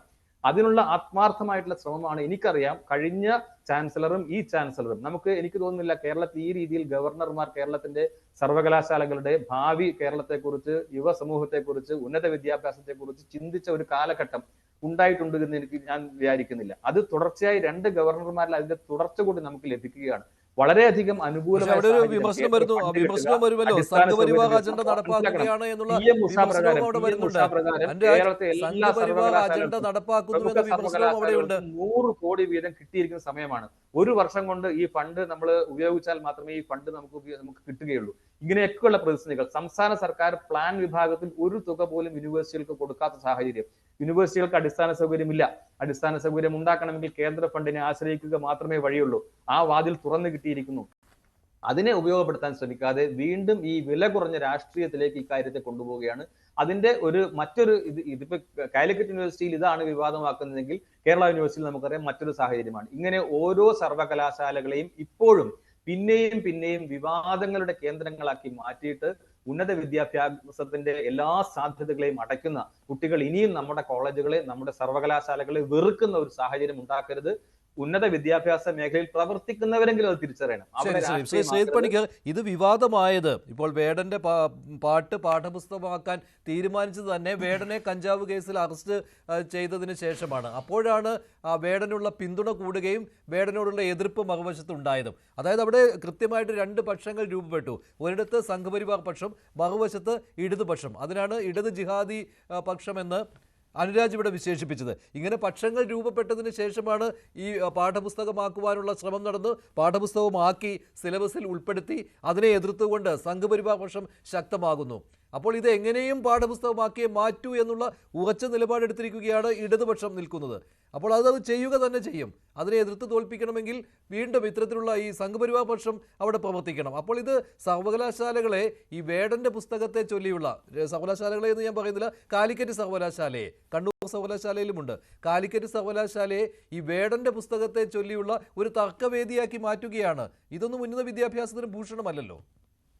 അത് എത്ര പൊയറ്റിക് ആണെന്നൊന്ന് ആലോചിച്ച് നോക്കൂ മഞ്ജുഷ്. അദ്ദേഹത്തിൻ്റെ ഈ ഭൂമി വാഴുന്നിടം എന്ന് പറയുന്ന ഈ സോങ്ങിൽ പറഞ്ഞിരിക്കുന്നത് മുഴുവൻ സംഘർഷങ്ങളെക്കുറിച്ചാണ്. അപ്പോൾ അത് ഒരു സർവകലാശാലയിലേക്ക് വരുന്ന സമയത്ത് അതിൻ്റെ അടുത്ത സംഘർഷം, അതിൻ്റെ ഒരു സെക്കൻഡ് വേർഷൻ ഇറക്കുകയാണെന്നുണ്ടെങ്കിൽ താൻ തന്നെ ഒരു സംഘർഷത്തിന് കാരണമായി, അല്ലെങ്കിൽ തൻ്റെ ഒരു പോയം തന്നെ ഒരു സംഘർഷത്തിന് കാരണമായി എന്ന് വേണമെങ്കിൽ 2 വരി അദ്ദേഹത്തിന് അതിൽ കൂട്ടിച്ചേർക്കാം. ഞാനിവിടെ കരുതുന്നത് ഈ ദളിത് ഇസ്ലാമിക് പിന്നെ ഒരു സിമ്പൽ എന്ന രീതിയിൽ ശ്രീ രാഹുൽ ഈശ്വർ പറഞ്ഞു. ഞാനിവിടെ കരുതുന്നത് ഏതെങ്കിലും തരത്തിൽ ഏത് സിമ്പലായാലും അത് ദളിത് ഇസ്ലാമിക് പ്രാധാന്യത്തിനെ പ്രദർശിപ്പിക്കുക എന്ന രീതിയിലോ വേടൻ്റെ രാഷ്ട്രീയത്തിനെ ബൂസ്റ്റ് ചെയ്യുക എന്ന രീതിയിലോ ഒന്നും ആവരുത് നമ്മുടെ സിലബസിലേക്ക് ഒരു പുസ്തകത്തിനെ അല്ലെങ്കിൽ ഒരു കമ്പാരിസൺ സ്റ്റഡിക്ക് വേണ്ടിയിട്ട് ഒരു കൃതിയെ കൊണ്ടുവരുന്ന സമയത്ത് അക്കാഡമിക് പർപ്പസിനെ മാത്രം മുഖ്യമായിട്ട് കാണുന്ന ആൾക്കാർ ചിന്തിക്കേണ്ടത്. നിങ്ങൾക്ക് വേണമെങ്കിൽ വേടന് നിരവധി വേദികൾ കൊടുക്കുക, അതിപ്പോൾ നിങ്ങൾ കൊടുത്തുകൊണ്ടിരിക്കുന്നുണ്ടല്ലോ. പക്ഷേ പാഠ്യവിഷയമാക്കുന്ന സമയത്ത് അതിൻ്റെ ആംഗിൾ വ്യത്യസ്തമാണ്. നമ്മൾ ഈ പല വിഷയങ്ങളെപ്പറ്റി ചർച്ചകൾ നടത്താറുണ്ട്. പക്ഷേ എന്ന് കരുതി കുട്ടികൾക്ക് കൂടി അതിലേക്കുള്ള ഒരു വ്യക്തത ഉണ്ടായിക്കോട്ടെ, കുട്ടികൾ ഡിബേറ്റ് ചെയ്യട്ടെ എന്ന് കരുതിക്കൊണ്ട് ഈ വിഷയങ്ങളെല്ലാം നമ്മുടെ പാഠ്യപദ്ധതിയിൽ കൊണ്ടുപോയാൽ എങ്ങനെയിരിക്കും? ഇപ്പം ഞാൻ വളരെ കൃത്യമായിട്ട് നമ്മുടെ നാട്ടിലെ നീറുന്ന ഒരു പ്രശ്നം പറയാം. വഖഫുമായി ബന്ധപ്പെട്ടാണ്, വഖഫ് പ്രോപ്പർട്ടികളുമായി ബന്ധപ്പെട്ട പ്രശ്നം. ഇപ്പോൾ കേന്ദ്ര സർക്കാർ ഒരു അമെൻഡ് കൊണ്ടുവരുന്നു, അതിനെ പൂർണ്ണമായിട്ട് പരിഹരിക്കുന്നു എന്നവർ പറയുന്നു. കുറേയധികം ചോദ്യങ്ങൾ അവിടെ ബാക്കി നിൽക്കുകയും ചെയ്യുന്നുണ്ട്. ഞാൻ പറഞ്ഞത് ഇങ്ങനെയുള്ള ഒരു കാര്യത്തിനെ, അതായത് ഡിബേറ്റബിൾ ആയിട്ടുള്ള ആശയ വ്യക്തത ഇപ്പോഴും പൂർണ്ണമായിട്ട് ആൾക്കാർക്കില്ല എന്ന് പറയപ്പെടുന്ന ഒരു വിഷയത്തിനെ പാഠ്യവിഷയമാക്കി കഴിഞ്ഞാൽ എന്തായിരിക്കും സംഭവിക്കുക? നമ്മളിപ്പോൾ BA ഹിസ്റ്ററി അല്ലെങ്കിൽ BA സോഷ്യൽ സയൻസ് അവിടെയൊക്കെ കൊണ്ടുവന്നിട്ട് വഖഫ് നിലവിലുള്ള നിയമം അല്ലെങ്കിൽ പുതുതായിട്ട് കൊണ്ടുവന്നിരിക്കുന്ന കാര്യങ്ങൾ അത് ഡിബേറ്റ് ചെയ്യുന്ന ഒരു ക്ലാസിൻ്റെ അവസ്ഥ, അതിനെപ്പറ്റി ഡിബേറ്റ് ചെയ്യുന്ന അല്ലെങ്കിൽ അതിന് പരീക്ഷയ്ക്ക് ഇത് വരുന്ന സമയത്ത് അതിന് മാർക്ക് ഇടുന്ന അധ്യാപകന് കൊടുക്കുന്ന ഒരു പോയിന്റേഴ്സ് ഉണ്ടാകുമല്ലോ, അതാ ഇന്ന പോയിന്റുകൾ അതിലുണ്ടെങ്കിൽ മാർക്ക് കൊടുക്കണമെന്ന്. അതെന്തായിരിക്കും? അതിനെ ആരായിരിക്കും സ്വാധീനിക്കുക? ഇത് നിയമം നല്ലതാണെന്ന് പറയുന്നവനാണോ മാർക്ക് കൊടുക്കുക, മോശമാണെന്ന് പറയുന്നവനാണോ? അപ്പോൾ ഇതിൻ്റെ പ്രശ്നം ഇതിനെ നിങ്ങൾക്ക് ഈ പറയുന്ന രീതിയിൽ ഇപ്പോൾ ഈ ഡിബേറ്റിൻ്റെ ഒരു സ്കോപ്പൊന്നും ഇവിടെ ഇല്ല. അധ്യാപകൻ എന്താണോ നിങ്ങൾക്ക് അയാൾക്ക് കിട്ടിയിരിക്കുന്ന ഒരു നിർദ്ദേശം അതിനനുസരിച്ച് നിങ്ങൾ ഉത്തരക്കടലാസിൽ എഴുതിയെങ്കിൽ മാത്രമേ അവിടെ നിങ്ങൾക്ക് മാർക്ക് കിട്ടുകയുള്ളൂ. അപ്പോൾ അതൊരു വലിയ പ്രശ്നമാണ്. കാരണം ഇതൊരു എന്താണ് കമ്പാരിസൺ എന്ന് പറയുമ്പോൾ ആ കമ്പാരിസൺ ഒരു ഉദ്ദേശമുണ്ട്, ആ പർപ്പസ് മീറ്റ് ചെയ്യുക എന്നുള്ളതാണ്. അപ്പോൾ ആ കമ്പാരിസണിൽ നിങ്ങൾ ഈ വരികളെ അർത്ഥം ഇഴകീറായിട്ട് പരിശോധിക്കുക എന്നുള്ളതല്ല, മറിച്ച് മൈക്കൽ ജാക്സന്റെ വിഖ്യാതമായിട്ടുള്ള ഒരു കൃതിയുമായി ചേർത്തിട്ടുള്ള കമ്പാരിസൺ മാത്രമാണ്. അപ്പോൾ അതിലേക്ക് ഈ വേടൻ്റെ ഇതിലുള്ള പറയുന്ന രാഷ്ട്രീയമോ അതിൻ്റെ അണ്ടർ ടോണുകളോ പൂർണ്ണമായിട്ട് വരണം എന്നില്ല. പിന്നെ ഇതിൽ എന്ത് തരത്തിലുള്ള കോൺഫ്ലിക്റ്റിംഗ് മെസ്സേജസ് ആണ് അല്ലെങ്കിൽ വ്യക്തത കുറവാണ് ഇതിലുള്ളത് എന്ന് തനിക്ക് മനസ്സിലായില്ല എന്നാണ് ശ്രീ രാഹുൽ ഈശ്വർ പറഞ്ഞത്. ആ വരികൾ കണ്ടതിന് ശേഷം അദ്ദേഹത്തിന് എന്തുകൊണ്ടാണെന്ന് മനസ്സിലാവാത്തതെന്ന് എനിക്ക് മനസ്സിലാവുന്നില്ല. എനിക്ക് മനസ്സിലായ 1-2 ഉദാഹരണങ്ങൾ ഞാൻ പറയാം. അതിലൊരു വ്യക്തതക്കുറവ് അതിൻ്റെ തുടക്കത്തിലെ വരികളാണ്. സിറിയയുടെ മാറിലെ മുറിവിൽ ചോര ഒലിപ്പിച്ചതിൽ ഈച്ച ഇരിപ്പു എന്നാണ് പറയുന്നത്. ഞാൻ ചോദിക്കുന്നത് എന്തിനെക്കുറിച്ചാണ് അത് പറയുന്നത്? സിറിയയിലെ സിവിൽ വാറിനാണ് കോൺടെക്സ്റ്റ് എന്ന് നമുക്കറിയാം. അറബ് സ്പ്രിങ്ങിന് ശേഷമൊക്കെ 2011 ശേഷം ഉണ്ടായിരിക്കുന്ന സംഭവം. അതിൽ ആ ചോര ഒലിപ്പിച്ചതിൽ ഈച്ചയിരിപ്പു എന്ന് പറഞ്ഞു കഴിഞ്ഞാൽ ആരെ ഫേവർ ചെയ്യുന്നു? അവിടെയുള്ള ജനതയെയാണോ ഫേവർ ചെയ്യുന്നത്? ഭരണകൂടത്തെ ചോദ്യം ചെയ്യുകയാണോ? അതോ അവിടെയുള്ള എക്സ്റ്റേണൽ ആക്ടേഴ്സിനെയാണോ? നോൺ സ്റ്റേറ്റ് ആക്ടേഴ്സിനെയാണോ? ഇത് പറയുന്നില്ല. ഏത് പക്ഷത്താണ് നിൽക്കുന്നത് എന്ന് പറയുന്നില്ല. നമുക്ക് വേണമെങ്കിൽ ബ്രോഡായിട്ട് എന്ത് പറയാം? ജനപക്ഷം എന്ന് പറയാം. പക്ഷേ ജനപക്ഷം പറയാനാണെങ്കിൽ ഓരോ സ്ഥലത്തെയും പൊളിറ്റിക്സ് നമുക്ക് പറയേണ്ടത് കാര്യമുണ്ടോ എന്നുള്ളൊരു ചോദ്യമുണ്ട്. അങ്ങനെയാണെങ്കിൽ ജനപക്ഷത്തിൽ നമ്മൾ നേരത്തെ പറഞ്ഞിരിക്കുന്നത് പോലെ ഈ ഇസ്ലാമിസ്റ്റ് ഭീകരതയും വരേണ്ടതായിരുന്നു. ഒന്ന്, കോൺഫ്ലിക്റ്റിംഗ് മെസ്സേജസ് വളരെ കൃത്യമായിട്ട് പറയാം. കൊറിയയുടെ മീതെ കഴുകന്മാർ പറപ്പൂ കാവലിരിപ്പൂ എന്ന് പറയുന്നുണ്ട്. കഴുകന്മാർ പറക്കുന്നത് എപ്പോഴാണ് ശ്രീ രാഹുൽ? ഹണ്ട് ചെയ്യുന്നതിന് വേണ്ടിയിട്ടാണ് കഴുകന്മാർ പറക്കുന്നത്. കാവലിരിപ്പൂ എന്ന് പറഞ്ഞാൽ എന്താ? കഴുകന്മാർ പ്രൊട്ടക്ട് ചെയ്യാനിരിക്കുന്നതാണ് എന്ന് വെച്ച് കഴിഞ്ഞാൽ അതിൻ്റെ അർത്ഥം എന്താ? ഏത് തരത്തിലുള്ള മെസ്സേജ് അത് കൊടുക്കുന്നത്? കോൺഫ്ലിക്റ്റിംഗ് ആണ്. ഒരു കഴുകൻ ഒരേ സമയം ഹണ്ട് ചെയ്യുകയും പ്രൊട്ടക്ട് ചെയ്യുകയും ചെയ്യുക എന്ന് പറയുന്നത് കോൺഫ്ലിക്റ്റിംഗ് ആണ്. പൂർണ്ണമായും അധാർമികമായിട്ടുള്ള ഒരു കാര്യമുണ്ട്. രാജ്യത്തിൻ്റെ സോവറിനിറ്റിയെ ചോദ്യം ചെയ്യുന്ന കാര്യമുണ്ട്. മെക്സിക്കോയിലുള്ള ആൾക്കാരുടെ കനവുകളെ മതിലാലെ ആര് തടുപ്പു എന്നാണ് ചോദിക്കുന്നത്. എന്തിനാണ് മെക്സിക്കോയ്ക്കും അമേരിക്കയ്ക്കും ഇടയിൽ മതിൽ വന്നിരിക്കുന്നത്? എന്തിനാണ്? അമേരിക്കയുടെ താല്പര്യം സംരക്ഷിക്കാൻ. എന്തിൽ നിന്ന്? 2 കാര്യങ്ങളിൽ നിന്ന്. ഒന്ന്, ഭാരതാംബയോ വെട്ടം തേടിയ അത് ഞാൻ ആദ്യം പറഞ്ഞു. മെക്സിക്കൻ കനവുകൾ 1000 ഒരു മതിലാലെ ആര് തടുപ്പു? അതിൽ ഭാരതാംബയുടേത് ഞാൻ ആദ്യം പറഞ്ഞു, അതുകൊണ്ടാണ് ഞാനത് ആവർത്തിക്കാഞ്ഞത്. പക്ഷെ ഞാൻ പറഞ്ഞത് മെക്സിക്കോ ഈ ഇതിൽ സെപ്പറേറ്റ് ചെയ്യുന്ന വാളിന്റെ ഉദ്ദേശം എന്താ? 2 ഉദ്ദേശം. ഒന്ന്, ഇല്ലീഗൽ ഇമിഗ്രേഷൻ, അനധികൃത കുടിയേറ്റം തടയുക. 2, ഡ്രഗ് ട്രാഫിക്കിംഗ് തടയുക. ഇതിനു വേണ്ടിയിട്ട് ഉണ്ടാക്കിയിരിക്കുന്ന ഈ കാര്യം അനധികൃതമായിട്ട് ആൾക്കാരും ഈ ഡ്രഗ് പെഡ്ലേഴ്സും അങ്ങോട്ട് കയറുന്നതിനെ തടുക്കുമ്പോൾ അത് ആൾക്കാരുടെ കനവുകൾ 1000 ഒരു മതിലാലെ തടുപ്പു എന്ന് പറയുമ്പോഴത്തേക്ക് നമ്മൾ ആരെയാ ഫേവർ ചെയ്യുന്നത്? അനധികൃത കുടിയേറ്റത്തിനെ നമ്മൾ പ്രോത്സാഹിപ്പിക്കുകയാണോ? അവരുടെ കനവുകൾ ഇതാ ഈ മതിൽ നശിപ്പിക്കുന്നു. ഡ്രഗ് ട്രാഫിക്കിങ്ങിനെ ഇത് പ്രോത്സാഹിപ്പിക്കുന്നില്ല എന്നാണോ പറയുന്നത്? അപ്പോൾ അങ്ങനെ നോക്കിക്കഴിഞ്ഞാൽ ഡ്രഗ് ഒരു വിഷയമാണ്. അങ്ങനെയാണെങ്കിൽ കവിയുമായി ബന്ധപ്പെട്ട കാര്യങ്ങൾ വിഷയമായി വരും. അതൊരു പ്രശ്നമാണ്. നേരത്തെ ഞാനത് പ്രൈമറി സംഭവം അല്ല എന്ന് പറഞ്ഞെങ്കിലും ഇലങ്കയിൽ പുലികൾ ദാഹം മാറാതെ ഓടി നടക്കും. ഏത് ദാഹമാണെന്ന് പറയുമോ? എന്ത് ദാഹമാണ്? സിവിൽ വാറുമായി ബന്ധപ്പെട്ട ദാഹമാണോ? തമിഴ് സെന്റിമെന്റ്സുമായി ബന്ധപ്പെട്ട ദാഹമാണോ? അതോ ഇന്ത്യയിലെ ഒരു പ്രധാനമന്ത്രിയെ കൊന്നതിന് ശേഷമുള്ള എന്തെങ്കിലും തരത്തിലുള്ള ഒരു ദാഹമാണോ? ആ ദാഹം ഏതെങ്കിലും ഒരു ഘട്ടത്തിൽ അത് അവസാനിച്ചിട്ടുണ്ടോ? അപ്പൊ ഇതെല്ലാം കോൺഫ്ലിക്റ്റിംഗ് ആണ്. ഞാൻ പറഞ്ഞത് ഇത് കോൺഫ്ലിക്റ്റിംഗ് ആണ്, ഇതിൽ ആശയ വ്യക്തതയില്ല, ഇത് അധാർമികമായിട്ടുള്ള കുറേയധികം എലമെന്റ്സ് ഉണ്ട്. പക്ഷേ ഇത് ഡിബേറ്റ് ചെയ്യട്ടെ എന്നാണ് രാഹുൽ പറയുന്നത്. ഇത് ഡിബേറ്റ് ചെയ്യട്ടെ ക്ലാസ് മുറികളിൽ എന്നാണ് രാഹുൽ പറയുന്നത്. ക്ലാസ് മുറികൾ ചോരക്കളമാക്കുക എന്നുള്ളതല്ലോ രാഹുൽ അതിനുള്ള മറുപടി. താങ്കൾ ഉദ്ദേശിച്ച ഡിബേറ്റിംഗ് എന്ന് പറയുന്നത് ചോരക്കളമാക്കലാണോ? അല്ല, അതിനുള്ള പെട്ടെന്നുള്ള മറുപടി ഞാൻ ഫീഡ് ബൈ പറഞ്ഞ അത് തന്നെ എടുത്ത് പറയാം. അതായത് ഇപ്പൊ ഉദാഹരണം, മെക്സിക്കൻ കനവുകൾ 1000 ഒരു മതിലാലെ ആര് തടുപ്പു? ഇത് അമേരിക്കയിലെ റൈറ്റ് വിങ്ങും ട്രംപും മുമ്പോട്ട് വെക്കുന്നതാണ് മെക്സിക്കൻ വോൾ. അത് അമേരിക്കയിലെ റിപ്പബ്ലിക്കൻസിന് മോർ അക്സെപ്റ്റബിൾ ആണ്, പക്ഷേ ഡെമോക്രാറ്റ്സിനെതിരാണ്. ഡെമോക്രാറ്റ്സ് എന്ന് പറഞ്ഞാൽ അവിടുത്തെ കോൺഗ്രസ്സുകാർ, റിപ്പബ്ലിക്കൻ എന്ന് പറഞ്ഞാൽ അവിടുത്തെ BJP-ക്കാർ, അല്ലെങ്കിൽ സെന്റർ റൈറ്റ് നിൽക്കുന്നതാണ് റിപ്പബ്ലിക്കൻ, കുറച്ചുകൂടെ റൈറ്റ് നിൽക്കുന്നതാണ് ട്രംപ്. ഈ മെക്സിക്കൻ വോള് എന്ന് ശ്രീജിത് ഭായ് പറഞ്ഞത് അദ്ദേഹം മുമ്പോട്ട് വെച്ചത് അവിടുത്തെ റിപ്പബ്ലിക്കൻ കാഴ്ചപ്പാടാണ്. നേരെ തിരിച്ച് ഡെമോക്രാറ്റുകളുടെ കാഴ്ചപ്പാട് ആ വോളിനെതിരാണ്. അതുകൊണ്ടാണ് ഈ മെക്സിക്കൻ വോളിനെ അവർ ഫണ്ട് ചെയ്യാത്തത്. അത് ശരിയോ തെറ്റോ എന്നുള്ള രണ്ടാമത്തെ കാര്യം. പക്ഷേ ഇതാണ് ഈ ഇമിഗ്രേഷന്റെ കാര്യം. ഇപ്പൊ അമേരിക്ക നടക്കുന്ന ഏറ്റവും വലിയ ഫൈറ്റ് അതാണ്. ഇപ്പം ട്രംപ് ബർത്ത് റൈറ്റ് സിറ്റിസൺഷിപ്പ് ഇല്ലാതാക്കാൻ പോവുകയാണ്. അത്തരം കാര്യങ്ങളിൽ ഒരു ലെഫ്റ്റ് വേഴ്സസ് റൈറ്റ്, ഇനിയും ലെഫ്റ്റും റൈറ്റും എന്ന വാക്ക് പ്രശ്നമാണെങ്കിൽ ലിബറൽ വേഴ്സസ് കൺസർവേറ്റീവ് അങ്ങനെ അല്ലല്ല, അവിടെയാണ് കൺസർവേറ്റീവ് എന്നൊരു ഡിബേറ്റ് ഈ ലോകത്തില്ലേ? അതിനെ നമ്മൾ കാണാതിരിക്കുന്നതിൽ അർത്ഥമുണ്ടോ? ഇതിൽ എനിക്ക് കൂടുതൽ യോജിച്ച് നിൽക്കുന്ന റിപ്പബ്ലിക്കൻ പോയിന്റ് ഓഫ് വ്യൂയോടാണ്. അപ്പം പക്ഷേ മറ്റ് ഈ ലെഫ്റ്റിന്റെ, അല്ലെങ്കിൽ ഇപ്പൊ നേരത്തെ ശ്രീ അനുരാജ് പറഞ്ഞ സാറിനോട് ഒരു ചെറിയ വിയോജിപ്പുള്ളത്, അദ്ദേഹം ഇടത് ജിഹാദി എന്നാണ് പറഞ്ഞത്. ശരിക്കും അങ്ങനെയല്ല. ഇത് യഥാർത്ഥത്തിൽ ഈ ഇടത് പിന്നാണ് വരുന്നത്. ഇത് ഇസ്ലാമിക് ദളിത് ഐഡന്റിറ്റി എന്ന് പറയുന്നത് അത് ശരിയോ തെറ്റോ ആകാം. ഇപ്പൊ ഹാജി മസ്താൻ ഒരു അണ്ടർവേൾഡ് ഡോൺ ആയിരുന്നു. ഹാജി മസ്താന്റെ നിലപാടിനോടൊന്നും ആരും യോജിപ്പില്ല.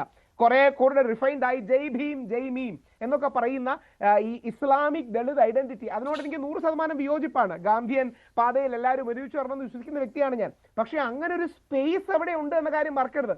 ലങ്കയിലെ പുലികളെ കുറിച്ച് പറഞ്ഞു. ലങ്കയിലെ പുലികളെ കുറിച്ച് പറയുമ്പോൾ നമ്മൾ മറന്നുകൂടാത്തത്, ശ്രീജിത് ഭായി ഞാനും നമ്മുടെ ഇന്ത്യക്കാരും മറന്നുകൂടാത്തത്, നമ്മളാണ് LTTE-ക്കാരെ ഒരുപാട് കാലം ട്രെയിൻ ചെയ്തത്. പിന്നീട് നമ്മളുമായിട്ട് ഫൈറ്റ് ഉണ്ടായി, പ്രശ്നം ഉണ്ടായി എന്നൊക്കെയുള്ള സത്യമാണ്.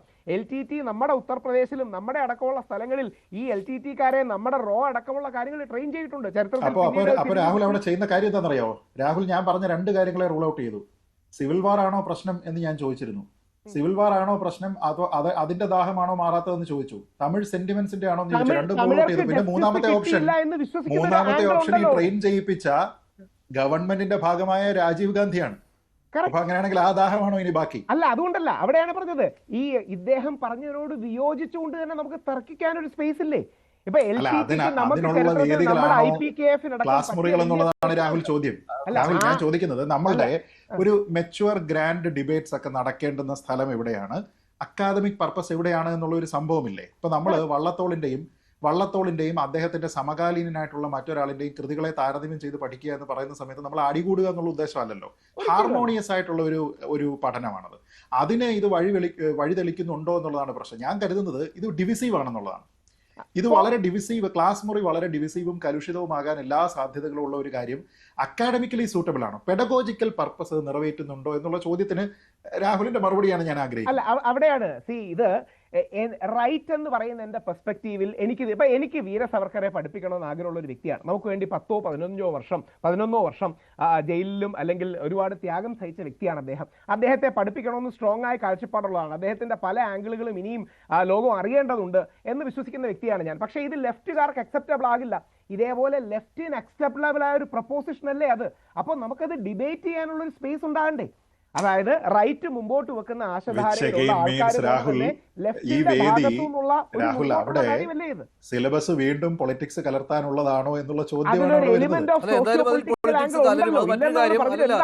അല്ല, അക്കാഡമിക് കൗൺസിലിലും ബോർഡ് ഓഫ് സ്റ്റഡീസിലും ഒക്കെ രാഷ്ട്രീയമുള്ളവർ തന്നെയാണല്ലോ ഇരിക്കുന്നത്, ശ്രീ R ശശികുമാർ. അതുകൊണ്ട് ആ ഒരു പവർഫുൾ ആയിട്ട് ആരാണോ ഇരിക്കുന്നത് അവരുടെ താല്പര്യങ്ങൾ തന്നെ നടപ്പിലാകും. അപ്പോൾ എനിക്ക് തോന്നുന്നത് വേടന്റെ പാട്ട് സ്വാഭാവികമായിട്ടും കാലിക്കറ്റ് സർവകലാശാല സിലബസിൽ ഉൾപ്പെടുത്തുക തന്നെ ചെയ്യുമെന്നാണ്. ഇപ്പോൾ തന്നെ ഉൾപ്പെടുത്തിയിട്ടുണ്ട്.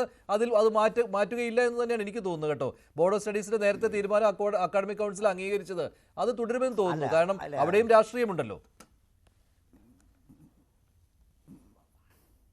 മഞ്ജുഷ്, എസ്റ്റാബ്ലിഷ്ഡ് റൈറ്റേഴ്സിൻ്റെ ഗ്രന്ഥങ്ങൾ, അവരുടെ രചനകൾ മാത്രമേ നമ്മൾ കമ്പാരിറ്റീവ് ലിറ്ററേച്ചർ ഉൾപ്പെടുത്താറുള്ളൂ. കമ്പാരിറ്റീവ് സ്റ്റഡീസിൻ്റെ ഒരു ഡിപ്പാർട്ട്മെൻറ്റ് വരെയുള്ള ഒരു യൂണിവേഴ്സിറ്റിയാണ് കാലിക്കറ്റ് യൂണിവേഴ്സിറ്റി. അപ്പോൾ അവിടുത്തെ ബോർഡ് ഓഫ് സ്റ്റഡീസിലെ മെമ്പേഴ്സ് ഇത്തരത്തിലൊരു തീരുമാനം എടുത്തെങ്കിൽ ആ തീരുമാനം അവർക്ക് അക്കാഡമിക് കൗൺസിൽ അംഗീകരിപ്പിക്കാൻ കഴിയും. പ്രത്യേകിച്ച് യൂണിവേഴ്സിറ്റിയുടെ അക്കാഡമിക് കൗൺസിലും ബോർഡ് ഓഫ് സ്റ്റഡീസിലുള്ള മെമ്പേഴ്സിൽ മെജോറിറ്റി 1-2 പേര് മാത്രമേ കാണുകയുള്ളൂ വലതുപക്ഷം ആണ്. അവർ തീർച്ചയായിട്ടും ഇത് പാസ്സാക്കും. അവിടെ വൈസ് ചാൻസലർ ഹെഡ് പ്ലസ് ആണ്. വൈസ് ചാൻസലർക്ക് പരാതി വന്നപ്പോൾ അദ്ദേഹത്തിന് പ്രാഥമികമായിട്ട് തോന്നി ഇതിനകത്ത് ചില കുഴപ്പങ്ങളുണ്ട്. ചിലതല്ല, ഇതൊരിക്കലും ഈ കമ്പാരിറ്റീവ് ലിറ്ററേച്ചറിൽ ചേർക്കാനുള്ളതല്ല, താരതമ്യ പഠനത്തിനുള്ളതല്ല എന്നുള്ള കാര്യം ബോർഡ് ഓഫ് സ്റ്റഡീസിൽ ഇന്ന് റെക്കമെൻഡ് ചെയ്ത മെമ്പേഴ്സിന് അറിയാം. പക്ഷേ അവരത് ചെയ്യുന്നതിന്റെ പിന്നിൽ നേരത്തെ പറഞ്ഞ പോലെ മറ്റു ചില ഉദ്ദേശങ്ങളാണ്. അതിനെ മറ്റേ പല തരത്തിലും പ്രചരിപ്പിക്കുക എന്നുള്ളതാണ്. ഇനി വേടനെ പിൻവലിച്ചെന്ന് വെക്കട്ടെ, അത് ഇതിനേക്കാളും വലിയൊരു പ്രശ്നമാകും ഇനി. അപ്പൊ ഇത് കൊടുക്കുന്നു, നാളെ പിൻവലിച്ചാൽ അതിനേക്കാളും വലിയൊരു പ്രശ്നമായിട്ട് മാറും. അപ്പോൾ യൂണിവേഴ്സിറ്റിയുടെ അക്കാഡമിക് ഇൻട്രസ്റ്റ് അല്ല ഇതിന്റെ പിന്നിലുള്ളതെന്നുള്ള കാര്യം മാത്രം വ്യക്തമാണ്. ശശികുമാർ സാർ, ഞാൻ ഒരു കാര്യം ആഡ് ചെയ്തോട്ടെ. ഇവിടെയാണ് ശ്രീ തുഷാർ വെള്ളാപ്പള്ളി അടക്കം ഒരു നിലപാട് വളരെ സ്വാഗതാർഹമാണ്. ശ്രീ തുഷാർ വെള്ളാപ്പള്ളി അടക്കം എടുക്കുന്ന നിലപാട്, അതായത് ശശികല ടീച്ചർ എടുക്കുന്നൊക്കെ ഒരു ഹാർട്ട് ലൈൻ നിലപാട് മാറ്റി വേടനെ ഇഷ്ടമാണെന്നും ഇന്റേണലൈസ് ചെയ്യുക, അസിമിലേറ്റ് ചെയ്യുക, വാക്ക് എന്ത് വിളിച്ചാലും ഇന്റഗ്രേറ്റ് ചെയ്യുക, വ്യത്യസ്ത വാക്കുകളുണ്ട്. ഇപ്പം കഞ്ചാവോളി എന്ന് ശശികല ടീച്ചർ വേടനെ വിളിക്കുമ്പോൾ നമ്മുടെ പിന്നോക്ക സമൂഹത്തിന് അവരെ ഉദ്ദേശിച്ചല്ല ടീച്ചർ പറയുന്നത്. ടീച്ചർക്ക് ജാതിയില്ല, അല്ലെങ്കിൽ മനസ്സിൽ ജാതീയതയില്ല, നമുക്കെല്ലാം അറിയാം, അല്ലെങ്കിൽ എനിക്കെങ്കിലും അറിയാം. പക്ഷേ ടീച്ചർ അങ്ങനെ പറയുമ്പോൾ അതിനെ റെപ്രസെന്റ് ചെയ്ത് ഇത് ജാതീയത കാരണമാണെന്നും സവർണബോധമാണെന്ന് പറഞ്ഞ് നമ്മുടെ പിന്നോക്കക്കാരെ തെറ്റിക്കാൻ അല്ലെങ്കിൽ തെറ്റിദ്ധരിപ്പിക്കാൻ വലിയൊരു സ്പേസ് ഉണ്ട്. അവിടെയൊക്കെയാണ് ശ്രീ തുഷാർ വെള്ളാപ്പള്ളി അടക്കം കുറച്ചുകൂടെ നന്നായിട്ട് വേടൻ നന്നായിട്ട് പാടുന്നല്ലോ. ഈ ഇന്റഗ്രേഷൻ എന്ന് പറയുന്ന ഒരു ആംഗിൾ പോസിബിൾ അല്ലേ? ഇതല്ലേ മഹാത്മാഗാന്ധി ഒക്കെ ചെയ്തത്. ഇതിന്റെ മറ്റൊരു രാഷ്ട്രീയം കാലിക്കറ്റ് സർവകലാശാലയിൽ വളരെ പ്രകടമാണല്ലോ. അപ്പോൾ സ്വാഭാവികമായിട്ടും വേടന്റെ പാട്ട് സിലബസിൽ തന്നെ തുടരുമെന്ന കാര്യത്തിൽ സംശയമില്ലല്ലോ. നിങ്ങൾക്ക് എത്ര കണ്ട് എതിർത്ത് തോൽപ്പിക്കാൻ പറ്റും? അല്ലെ, എന്നെ സംബന്ധിച്ചിടത്തോളം ഞാനിത് എന്താ പറയാ, ഞാൻ എവിടെയാണ് ഇതിൽ പരാതിപ്പെടുന്നത് നേരത്തെ RS ശശികുമാർ ചൂണ്ടിക്കാണിച്ച ആ ഘട്ടമെല്ലാം കഴിഞ്ഞ് സിലബസിൽ വന്നതിന് ശേഷമാണ്. അപ്പൊ അതിനുശേഷം ചൂണ്ടിക്കാണിച്ചിട്ട് എന്ത് സംഭവിച്ചു, അതിൽ പഠിക്കാൻ വേണ്ടി ഒരു എക്സ്പെർട്ട് കമ്മിറ്റിയെ വെച്ചു. ഇത് സാധാരണ സംഭവിക്കുന്ന ഒരു കാര്യമല്ലല്ലോ. അപ്പോൾ ഇത് പരമ്പരാഗതമായിട്ട് കേരളത്തിൽ തുടർന്നു വരുന്ന ഒരു സാഹചര്യത്തെ മുൻനിർത്തി ആയിരിക്കണം അദ്ദേഹം പറഞ്ഞത്. അത് ശരിയാണ്. കാരണം ഇടതുപക്ഷത്തിനാണ് എല്ലാ സർവകലാശാലയിലും ഇത്തരത്തിലുള്ള എല്ലാ ബോഡിയിലും മേൽക്കൈ. സ്വാഭാവികമായിട്ടും അവരുടെ തീരുമാനങ്ങൾ നടപ്പാക്കപ്പെടും. പക്ഷെ അതിലൊരു മാറ്റം വരണ്ടേ? ഞാനതാ പറഞ്ഞ ആ മാറ്റത്തിന്റെ ഒരു കാറ്റാണ് കഴിഞ്ഞ ചാൻസലർ, ഈ ചാൻസലർ അവരുടെ രണ്ടുപേരുടെയും നേതൃത്വത്തിൽ ഉണ്ടായിക്കൊണ്ടിരിക്കുന്നത്.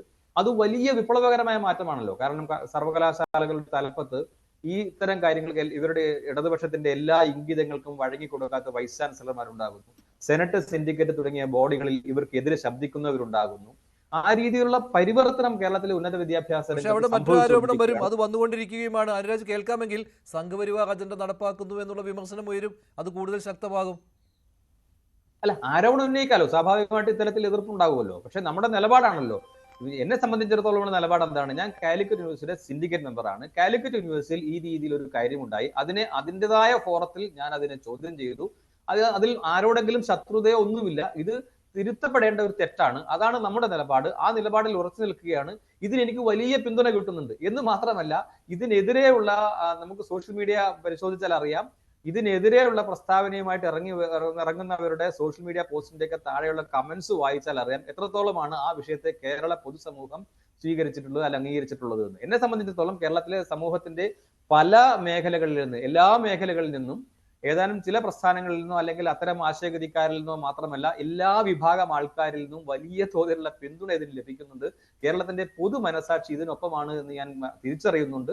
അതേസമയം ഇതിനെ മുന്നോട്ട് കൊണ്ടുപോകാൻ ശ്രമിക്കുന്നവർക്ക് സ്ഥാപിത താല്പര്യങ്ങളുണ്ട്, രാഷ്ട്രീയ ലക്ഷ്യങ്ങളുണ്ട്. നേരത്തെ നമ്മൾ സൂചിപ്പിച്ചതുപോലെയുള്ള സമൂഹത്തിൽ എന്താണ് പറയാ, ജാതീയമായ എതിർപ്പും സ്പർദ്ധയും ഒക്കെ സൃഷ്ടിക്കുക എന്ന ഗൂഢലക്ഷ്യമുണ്ട് എന്ന് എനിക്ക് വ്യക്തമാണ്. അതുകൊണ്ട് ശരിയായ രീതിയിലുള്ള നീക്കത്തെ ദുർബലപ്പെടുത്താൻ ഈ രീതിയിലുള്ള ചിന്തകൾക്കൊന്നും സ്വാധീനിക്കാൻ എന്നെ സംബന്ധിച്ചിടത്തോളം സാധിക്കില്ല. കാരണം എനിക്ക് കാര്യത്തിലുള്ള കാഴ്ചപ്പാട് വളരെ കൃത്യമാണ്. കേരളത്തിന്റെ ഉന്നത വിദ്യാഭ്യാസ മേഖല രക്ഷപ്പെടണം. അതിൽ എനിക്ക് ഏറ്റവും കൂടുതൽ പങ്കുവഹിക്കാൻ സാധിക്കുക സിൻഡിക്കേറ്റ് മെമ്പർ എന്ന നിലയിൽ, സെനറ്റ് മെമ്പർ എന്ന നിലയിൽ കാലിക്കറ്റ് സർവകലാശാലയിലാണ്. അതിനുവേണ്ടിയുള്ള ശ്രമം ഈ ഒരു വിഷയത്തിൽ മാത്രം ഒതുങ്ങുന്നതല്ല. ഞാൻ മറ്റ് പല വിഷയത്തിലും പരാതി നൽകിയിട്ടുണ്ട്. അതെല്ലാം കേരളത്തിന്റെ ഉന്നത വിദ്യാഭ്യാസ ബഷീർ പോലും ഇപ്പോൾ വിമർശിക്കപ്പെടുകയാണ്. ഇടതുപക്ഷത്തിന്റെ ഭാഗത്ത് നിന്ന് ഇടത് അനുകൂലികളായ പലരും സോഷ്യൽ മീഡിയയിൽ എം ബഷീറിനെതിരെ തിരിഞ്ഞിട്ടുണ്ട്. അദ്ദേഹം വേടന്റെ പാട്ട് പഠിപ്പിക്കാൻ കൊള്ളില്ല എന്ന് നിർദ്ദേശം നൽകിയതിന്റെ പേരിൽ അദ്ദേഹം തന്നെ അതിലൊരു അദ്ദേഹത്തിന് അനുകൂലമായിട്ടും വരുന്നുണ്ട്. അനുകൂലമായിട്ടും സമൂഹ മാധ്യമങ്ങളിൽ നല്ല രീതിയിലുള്ള പ്രതികരണങ്ങൾ ഉണ്ടാവും. ശരിയുണ്ട്, സ്വാഭാവികമായിട്ടും വരുന്നത് അദ്ദേഹത്തിന് അനുകൂലമായിട്ടുമുണ്ട്. കാരണം രണ്ട് പക്ഷം മുമ്പൊരു സാഹചര്യത്തിൽ അത് ഉണ്ടാവില്ല. അതുകൊണ്ട് നമ്മൾ ഓർക്കണം, മുമ്പൊരു സാഹചര്യത്തിൽ ഈ ഇടതുപക്ഷം എടുക്കുന്ന ലൈൻ അനുസരിച്ച് എല്ലാവരും എം ബഷീറിനെ ആക്രമിക്കുക എന്നുള്ളതായിരിക്കും സ്ഥിതി. അതിനെതിരെ അദ്ദേഹത്തെ അനുകൂലിച്ചും വരുന്നുണ്ട്, ഒരുപാട് പേർ വരുന്നുണ്ട്. അതുകൊണ്ട് തന്നെയാണ് ശ്രീജിത്ത് ഞാൻ നേരത്തെ പറഞ്ഞ രണ്ട് പക്ഷമായിട്ട് നിന്ന് പോരാടുകയാണ്. പക്ഷേ ഇതിൽ ഇപ്പോൾ ചാൻസലർ ഈ നിലപാട് എടുക്കുന്നുണ്ട്. പാട്ട് പഠിപ്പിക്കേണ്ട എന്ന നിലപാടാണ് അദ്ദേഹത്തിനുള്ളത്. അന്വേഷണത്തിന് ആവശ്യപ്പെട്ടപ്പോൾ തന്നെ അദ്ദേഹം അതിൽ വൈസ് ചാൻസലറോട് നിർദ്ദേശം നൽകിയതും അതിന്റെ സൂചനയാണല്ലോ. പക്ഷേ ഇവിടെ ബോർഡ് ഓഫ് സ്റ്റഡീസിനെയും അക്കാഡമിക് കൗൺസിലിനെയും മറികടന്ന ഒരു തീരുമാനത്തിലേക്ക് വരുമെന്ന് താങ്കൾ അത് ശരിയല്ല. അല്ലല്ലോ മഞ്ജുഷ് അങ്ങനെ ഗവർണർ ഒരു പരാതി കിട്ടിയാൽ ഇങ്ങോട്ട് അയക്കുകയല്ലാതെ ഗവർണർക്ക് പ്രത്യേക അഭിപ്രായം ഉണ്ടെന്ന് തോന്നുന്നില്ല. അത് കൺസേൺ ബോഡിക്ക് വിടും. ഗവർണർക്ക് അങ്ങനെ ഒരു തീരുമാനം എടുക്കാനുള്ള അധികാരം സർവകലാശാല നിയമത്തിലില്ല. പക്ഷേ അനുരാജ് പറഞ്ഞ കഴിഞ്ഞ രണ്ട് ഗവർണർമാരും വ്യത്യസ്തരാണ് എന്ന് പറഞ്ഞപ്പോൾ ആ രാഷ്ട്രീയം അവിടെ പ്രതിഫലിച്ചിട്ടുണ്ട്, എല്ലാവർക്കും അറിയാവുന്നതാണല്ലോ. ഇല്ല, ഞാൻ പറഞ്ഞത് കേരളത്തിലെ ഉന്നത വിദ്യാഭ്യാസ മേഖലയെ സമഗ്രമായി കണ്ടുകൊണ്ടാണ്. എല്ലാ സർവകലാശാലകളുണ്ട്, കോളേജുകളുണ്ട്, മറ്റ് അനുബന്ധ സ്ഥാപനങ്ങളുണ്ട്. അവയുടെയൊക്കെ പ്രവർത്തനങ്ങളെ കഴിഞ്ഞ രണ്ട് ഗവർണർമാർ വേറിട്ട രീതിയിൽ കാണുന്നു. നല്ല രീതിയിൽ എന്തായാലും ഇത് മാറ്റപ്പെടുമെന്ന് താങ്കൾ കരുതുന്നുണ്ടോ? അങ്ങനെ ഒരു പ്രതീക്ഷ താങ്കൾക്കുണ്ടോ? ഇല്ല, അവര് വിട്ടുവീഴ്ച ചെയ്യാനുള്ള സാധ്യതകളില്ല. കാരണം അത് പിന്മാറിക്കഴിഞ്ഞു കഴിഞ്ഞാൽ അത് ഒരു പരാജയമായിട്ട് ഇത് കൊണ്ടുവരുന്ന ആൾക്കാർ കരുതും. രണ്ട്, സമൂഹത്തിൽ അത് വീണ്ടും വലിയൊരു ചർച്ചയാകും. ആ ചർച്ച വരുന്നത് ഏത് ആംഗിളിലായിരിക്കും എന്നാലോചിച്ച് നോക്കുക. അന്നേരം പറയുക, ഒരു ദളിതന്റെ പാട്ടിനെ ഇവിടെ സർവകലാശാല സിലബസിലേക്ക് ഉൾപ്പെടുത്തിയപ്പോൾ കുറേയധികം സവർണ മാടമ്പിമാർക്ക് അത് ഇഷ്ടപ്പെട്ടില്ല. അവരുടെ തീട്ടൂരം ഉടനെ വന്നു, അങ്ങനെ ദളിതൻ്റെത് നമ്മൾ പഠിക്കേണ്ട എന്ന രീതിയിലത്തേക്കുള്ള ഒരു നറേറ്റീവ് ഇവിടെ ഉണ്ടാകും. അപ്പോൾ ആ നറേറ്റീവ് വന്നാലും ഇതിനെ പിൻവലിച്ചാലും ഉൾപ്പെടുത്തിയാലും ഇത് ഉൾപ്പെടുത്തണമെന്ന് വാദിക്കുന്ന ആൾക്കാരുടെ പക്ഷത്തിനാണ് അവസാനം ഉണ്ടാകുന്ന വിജയം എന്നുള്ളതിൽ പ്രാധാന്യമുള്ളതാണ്. കാരണം ഇത് ഉൾപ്പെടുത്തുന്നത് എന്തിനു വേണ്ടിയിട്ടാണ്? പൊളിറ്റിക്കൽ അജണ്ട ഫർദർ ചെയ്യുക എന്നുള്ള ഒരു ഉദ്ദേശമാണ്. ഇത് പിൻവലിച്ചു കഴിഞ്ഞാൽ പിന്നീട് കൊണ്ടുവരുന്ന വാദം എന്തായിരിക്കും? അതും പൊളിറ്റിക്കൽ അജണ്ട ഫർദർ ചെയ്യുക എന്നുള്ളതാണ്. അവർക്ക് കൂടുതൽ ഒരുപക്ഷെ ഗുണമാകുന്നത് ഇത് പിൻവലിച്ചാലാണ് എന്നുള്ളതൊരു പ്രധാനപ്പെട്ട കാര്യമാണ്. ഇനി ഞാൻ പറയട്ടെ, നമ്മുടെ കവി അനിൽ പനച്ചൂരൻ്റെ നമുക്ക് എല്ലാവർക്കും അറിയാവുന്ന ചോര വീണ മണ്ണിൽ എന്ന കവിതയുണ്ട്. ഞാൻ പറഞ്ഞത് ഇവിടെയുള്ള ഒരു സാഹചര്യത്തിനെ വളരെ കൃത്യമായിട്ട് നിങ്ങൾക്ക് പഠിക്കണമെങ്കിൽ, മറ്റേതെങ്കിലും ഒരു പ്രതിഷേധവുമായി ബന്ധപ്പെട്ട് താരതമ്യം ചെയ്യണമെങ്കിൽ ആ കവിത ഉപയോഗിച്ചുകൂടെ? അപ്പോൾ അത് ഉപയോഗിക്കുന്നു എന്ന് പറയുമ്പോൾ അതിനെ പറയുന്ന ആൾക്കാരെല്ലാം അത് കമ്മ്യൂണിസ്റ്റ് വ്യൂവിനെ ഫർദർ ചെയ്യുന്നു എന്ന രീതിയിലത്തേക്കൊക്കെ പറയുമോ? കണ്ണ് നട്ട് നാം വളർത്തിയ വിളകളെ കൊണ്ടുപോയ ജന്മികൾ ചരിത്രമായി എന്നാണ് അതിലെ വരികൾ. അപ്പോൾ അതൊരു പക്ഷേ ഒരു കാലത്തുണ്ടായിരുന്ന ഒരു സിസ്റ്റത്തിനെ പറ്റി നമ്മൾ പറയുകയാണ്, താളാത്മകമായിട്ട് അതിനെപ്പറ്റി പറയുകയാണ്. ഇതൊക്കെ പഠിക്കട്ടെ. അതിന് പകരം നമ്മൾ സിറിയ, മെക്സിക്കോ എന്നൊക്കെ പറഞ്ഞിട്ട് ക്ലാസ് മുറികളിൽ ഇരുന്ന് പറയുമ്പോൾ ഉള്ള വലിയൊരു പ്രശ്നമുണ്ട്. ഒരുപക്ഷെ ഈ സിറിയയും മെക്സിക്കോയും ഒന്നും വലിയ പ്രശ്നം ഉണ്ടാക്കില്ല. പക്ഷേ പാലസ്തീൻ പല നൂറായി, പലായനം ഒരു പതിവായി മാറി എന്നൊരു വരി വരുന്ന സമയത്ത് ക്ലാസ് റൂം ഡിവൈഡഡ് ആവും. പാലസ്തീൻ അനുകൂലമായിട്ട് ആൾക്കാർ വരും, പിന്നെ ഹമാസ് വിഷയം അവിടെ വരും, ഇസ്രായേലിന് അനുകൂലമായിട്ട് ആൾക്കാർ വരും. ഞാൻ പറയുന്നത് കൺക്ലൂസീവായിട്ട് ഒരു അധ്യാപകന് ഇതിനെ എങ്ങനെ പറഞ്ഞു കൊടുക്കാൻ കഴിയും? അപ്പം നമ്മൾ ഈ നിൽക്കുന്ന ഒരു ഡിബേറ്റിൽ അത് പറ്റും. ഒരാളൊരു തീസിസ് എഴുതുകയാണെങ്കിൽ ചിലപ്പോൾ അയാളുടെ മാത്രം കാഴ്ചപ്പാടിൻ്റെ അടിസ്ഥാനത്തിൽ വരും. പക്ഷെ അതല്ല എങ്കിൽ പ്രശ്നം ഈ ക്ലാസ് മുറികൾ ഒരു സംഘർഷ ഭൂമിയായിട്ട് മാറുക എന്നുള്ളതാണ്. ഞാൻ പറഞ്ഞത് അങ്ങനെ ആശയങ്ങൾ മനസ്സിൽ കോൺഫ്ലിക്റ്റ് ചെയ്തോട്ടെ, പക്ഷെ ക്ലാസ് മുറിയിൽ അത് കോൺഫ്ലിക്റ്റിലേക്ക് വരേണ്ടുന്ന സാഹചര്യമുണ്ടോ? അങ്ങനെ ഒരു ഡിവിസീവ് ഐഡിയോളജി പറയുന്ന ഒരു പാട്ടിനെ നമ്മൾ അങ്ങനെ ഉപയോഗിക്കേണ്ടതില്ല എന്നാണ് ഞാൻ കരുതുന്നത്. ഇതിന്റെ ഒരു കൃത്യമായ റെഫറൻസ് പോലും ഇല്ലാതെ അക്ഷരത്തെറ്റുള്ള ഓൺലൈൻ ലിങ്ക് നമ്മുടെ ഉള്ളൂ. അല്ല, ഒരു പെട്ടെന്ന് മറുപടി. ശ്രീജിത് ഭായ് പറഞ്ഞതും ശ്രീ അനുരാജ് സാർ പറഞ്ഞതിന്റെയും സ്പിരിറ്റിനോട് യോജിക്കുന്നു. ഇവിടെയാണ് മഹാത്മാഗാന്ധി പണ്ടേ എടുക്കുന്നൊരു നിലപാടുണ്ട്. പ്രത്യേകിച്ച് ദളിത് സ്വത്വം ഉയർത്തുന്ന എല്ലാ വാദങ്ങൾക്കും മഹാത്മാഗാന്ധി ആദ്യമേ പറയുന്നത് അംബേദ്കർ നമ്മുടെ തല തല്ലി പൊളിക്കുന്നില്ല, അത് തന്നെ അവരുടെ ഭാഗത്തു നിന്നുള്ള ആത്മനിയന്ത്രണമാണെന്നാണ്. അത് 100% സിൻസിയർ ആയിട്ടും, എന്നാൽ അതിലൊരു എലമെന്റ് ഓഫ് സ്ട്രാറ്റജിയും ഉണ്ട്. ആ സ്ട്രാറ്റജി എന്ന് പറഞ്ഞാൽ ദളിത് സമൂഹം എന്ത് ചെയ്താലും, ഞങ്ങൾ ഏത് എക്സ്റ്റെന്റ് പോയാലും ഞങ്ങൾ അവരെ ഇന്റഗ്രേറ്റ് ചെയ്യും. ഇതിന്റെ മറ്റൊരു റിഫ്ലക്ഷനാണ് മോഹൻ ഭഗവത്ജി പറയുന്നത്, ഞങ്ങൾ പശുവിന്റെ മാംസം കഴിച്ച് 42 തലമുറ നരകത്തിൽ പോയാലും കുഴപ്പമില്ല, നിങ്ങൾ ദളിത് സമൂഹത്തോടൊപ്പം ഞങ്ങൾ നിൽക്കും എന്ന് പറയുന്നത് ഒരു പോസ്ചറിംഗ് ആണ്. ഇവിടെ യഥാർത്ഥത്തിൽ ഇത് അന്തർധാരയായ ഒരു രാഷ്ട്രീയ ഇടത് വേഴ്സസ് വലത് നടക്കുന്നുണ്ട്. ആ ഇടത് വേഴ്സസ് വലത് നടക്കുന്നതിൽ ദളിത് സമൂഹത്തെ മുഖ്യധാര ഹിന്ദു സമൂഹത്തോട് സമൂഹത്തോടൊപ്പം അല്ലെങ്കിൽ ഭാരത സമൂഹത്തോടൊപ്പം നിർത്തേണ്ട ഉത്തരവാദിത്തം പൊതുസമൂഹത്തിന്. അതാണ് ശ്രീജിത്ത് പറഞ്ഞത്. ഇപ്പോൾ ദളിതന്റെ പാട്ടായതുകൊണ്ട് അത് ഉൾപ്പെടുത്തിയില്ലെങ്കിൽ അത് മറ്റൊരു തരത്തിൽ വ്യാഖ്യാനിക്കപ്പെടും. അല്ല, ഇനി അടുത്ത പറയാൻ പോകുന്നതാ. അതായത് കണ്ടോ, പിന്നോക്കക്കാരന്റെ പാട്ട് മാറ്റി. തുഷാർ വെള്ളാപ്പള്ളി അടക്കമുള്ളവർക്ക് വേറൊരു നിലപാടെടുക്കാൻ പറ്റാതാവും, KPMSന് വേറൊരു നിലപാടെടുക്കാൻ പറ്റാതാവും. കാര്യം അങ്ങനെ ഒരു ഓളം വരുമ്പോൾ ഈ പിന്നോക്ക വിഭാഗങ്ങളിലെ വലിയൊരു വിഭാഗം കണ്ടോ ഞങ്ങളുടെ എന്തോ കാര്യം മാറ്റി എന്ന് പറയും. ഈ യഥാർത്ഥത്തിൽ അത് വേടന് കൂടുതൽ ഗുണം ചെയ്യും. വേടന് ഗുണം ചെയ്തോട്ടെ, വേണ്ടെന്നുള്ള അർത്ഥത്തിലല്ല. അപ്പോൾ പരമാവധി ദളിത് ഇന്റഗ്രേഷൻ എന്ന് പറയുന്ന ഒരു ആംഗിൾ നമുക്ക് വേണം. അതാണ് മോഹൻ ഭഗവത്ജി ഒക്കെ പറയുന്നത്. അദ്ദേഹത്തിന്റെ ഏറ്റവും വലിയ വാക്കുകളിൽ ഒന്നാണ് പശുമാംസം കഴിച്ച്, അതായത് മാതാവായ പശുവിന്റെ മാംസം കഴിച്ച് നരകത്തിൽ പോയാൽ പോലും ദളിത് സമൂഹത്തോടൊപ്പം ഇരുന്ന് നമ്മൾ ആഹാരം കഴിക്കുമെന്ന് പറയുന്നത്. രാഹുൽ, ഞാൻ നിർത്തുകയാണ്. എന്തായാലും വേടന്റെ പാട്ട് കാലിക്കറ്റ് സർവകലാശാലയുടെ മലയാളം വിദ്യാർത്ഥികൾ പഠിക്കണോ വേണ്ടയോ എന്ന കാര്യത്തിൽ തർക്കം തുടരുകയാണ്. നിലവിൽ സിലബസിൽ ഉൾപ്പെടുത്തിയിട്ടുണ്ട്, വേണ്ട എന്ന് വിദഗ്ധ സമിതി പറഞ്ഞിട്ടുണ്ട്. പക്ഷേ വേണം എന്ന നിലപാട് ബോഡോ സ്റ്റഡീസും എടുത്തിരിക്കുകയാണ്.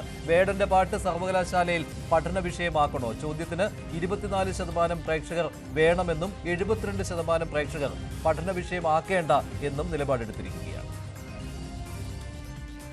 റെഡ് ഡിബേറ്റ് അവസാനിക്കുന്നു. നന്ദി, നമസ്കാരം.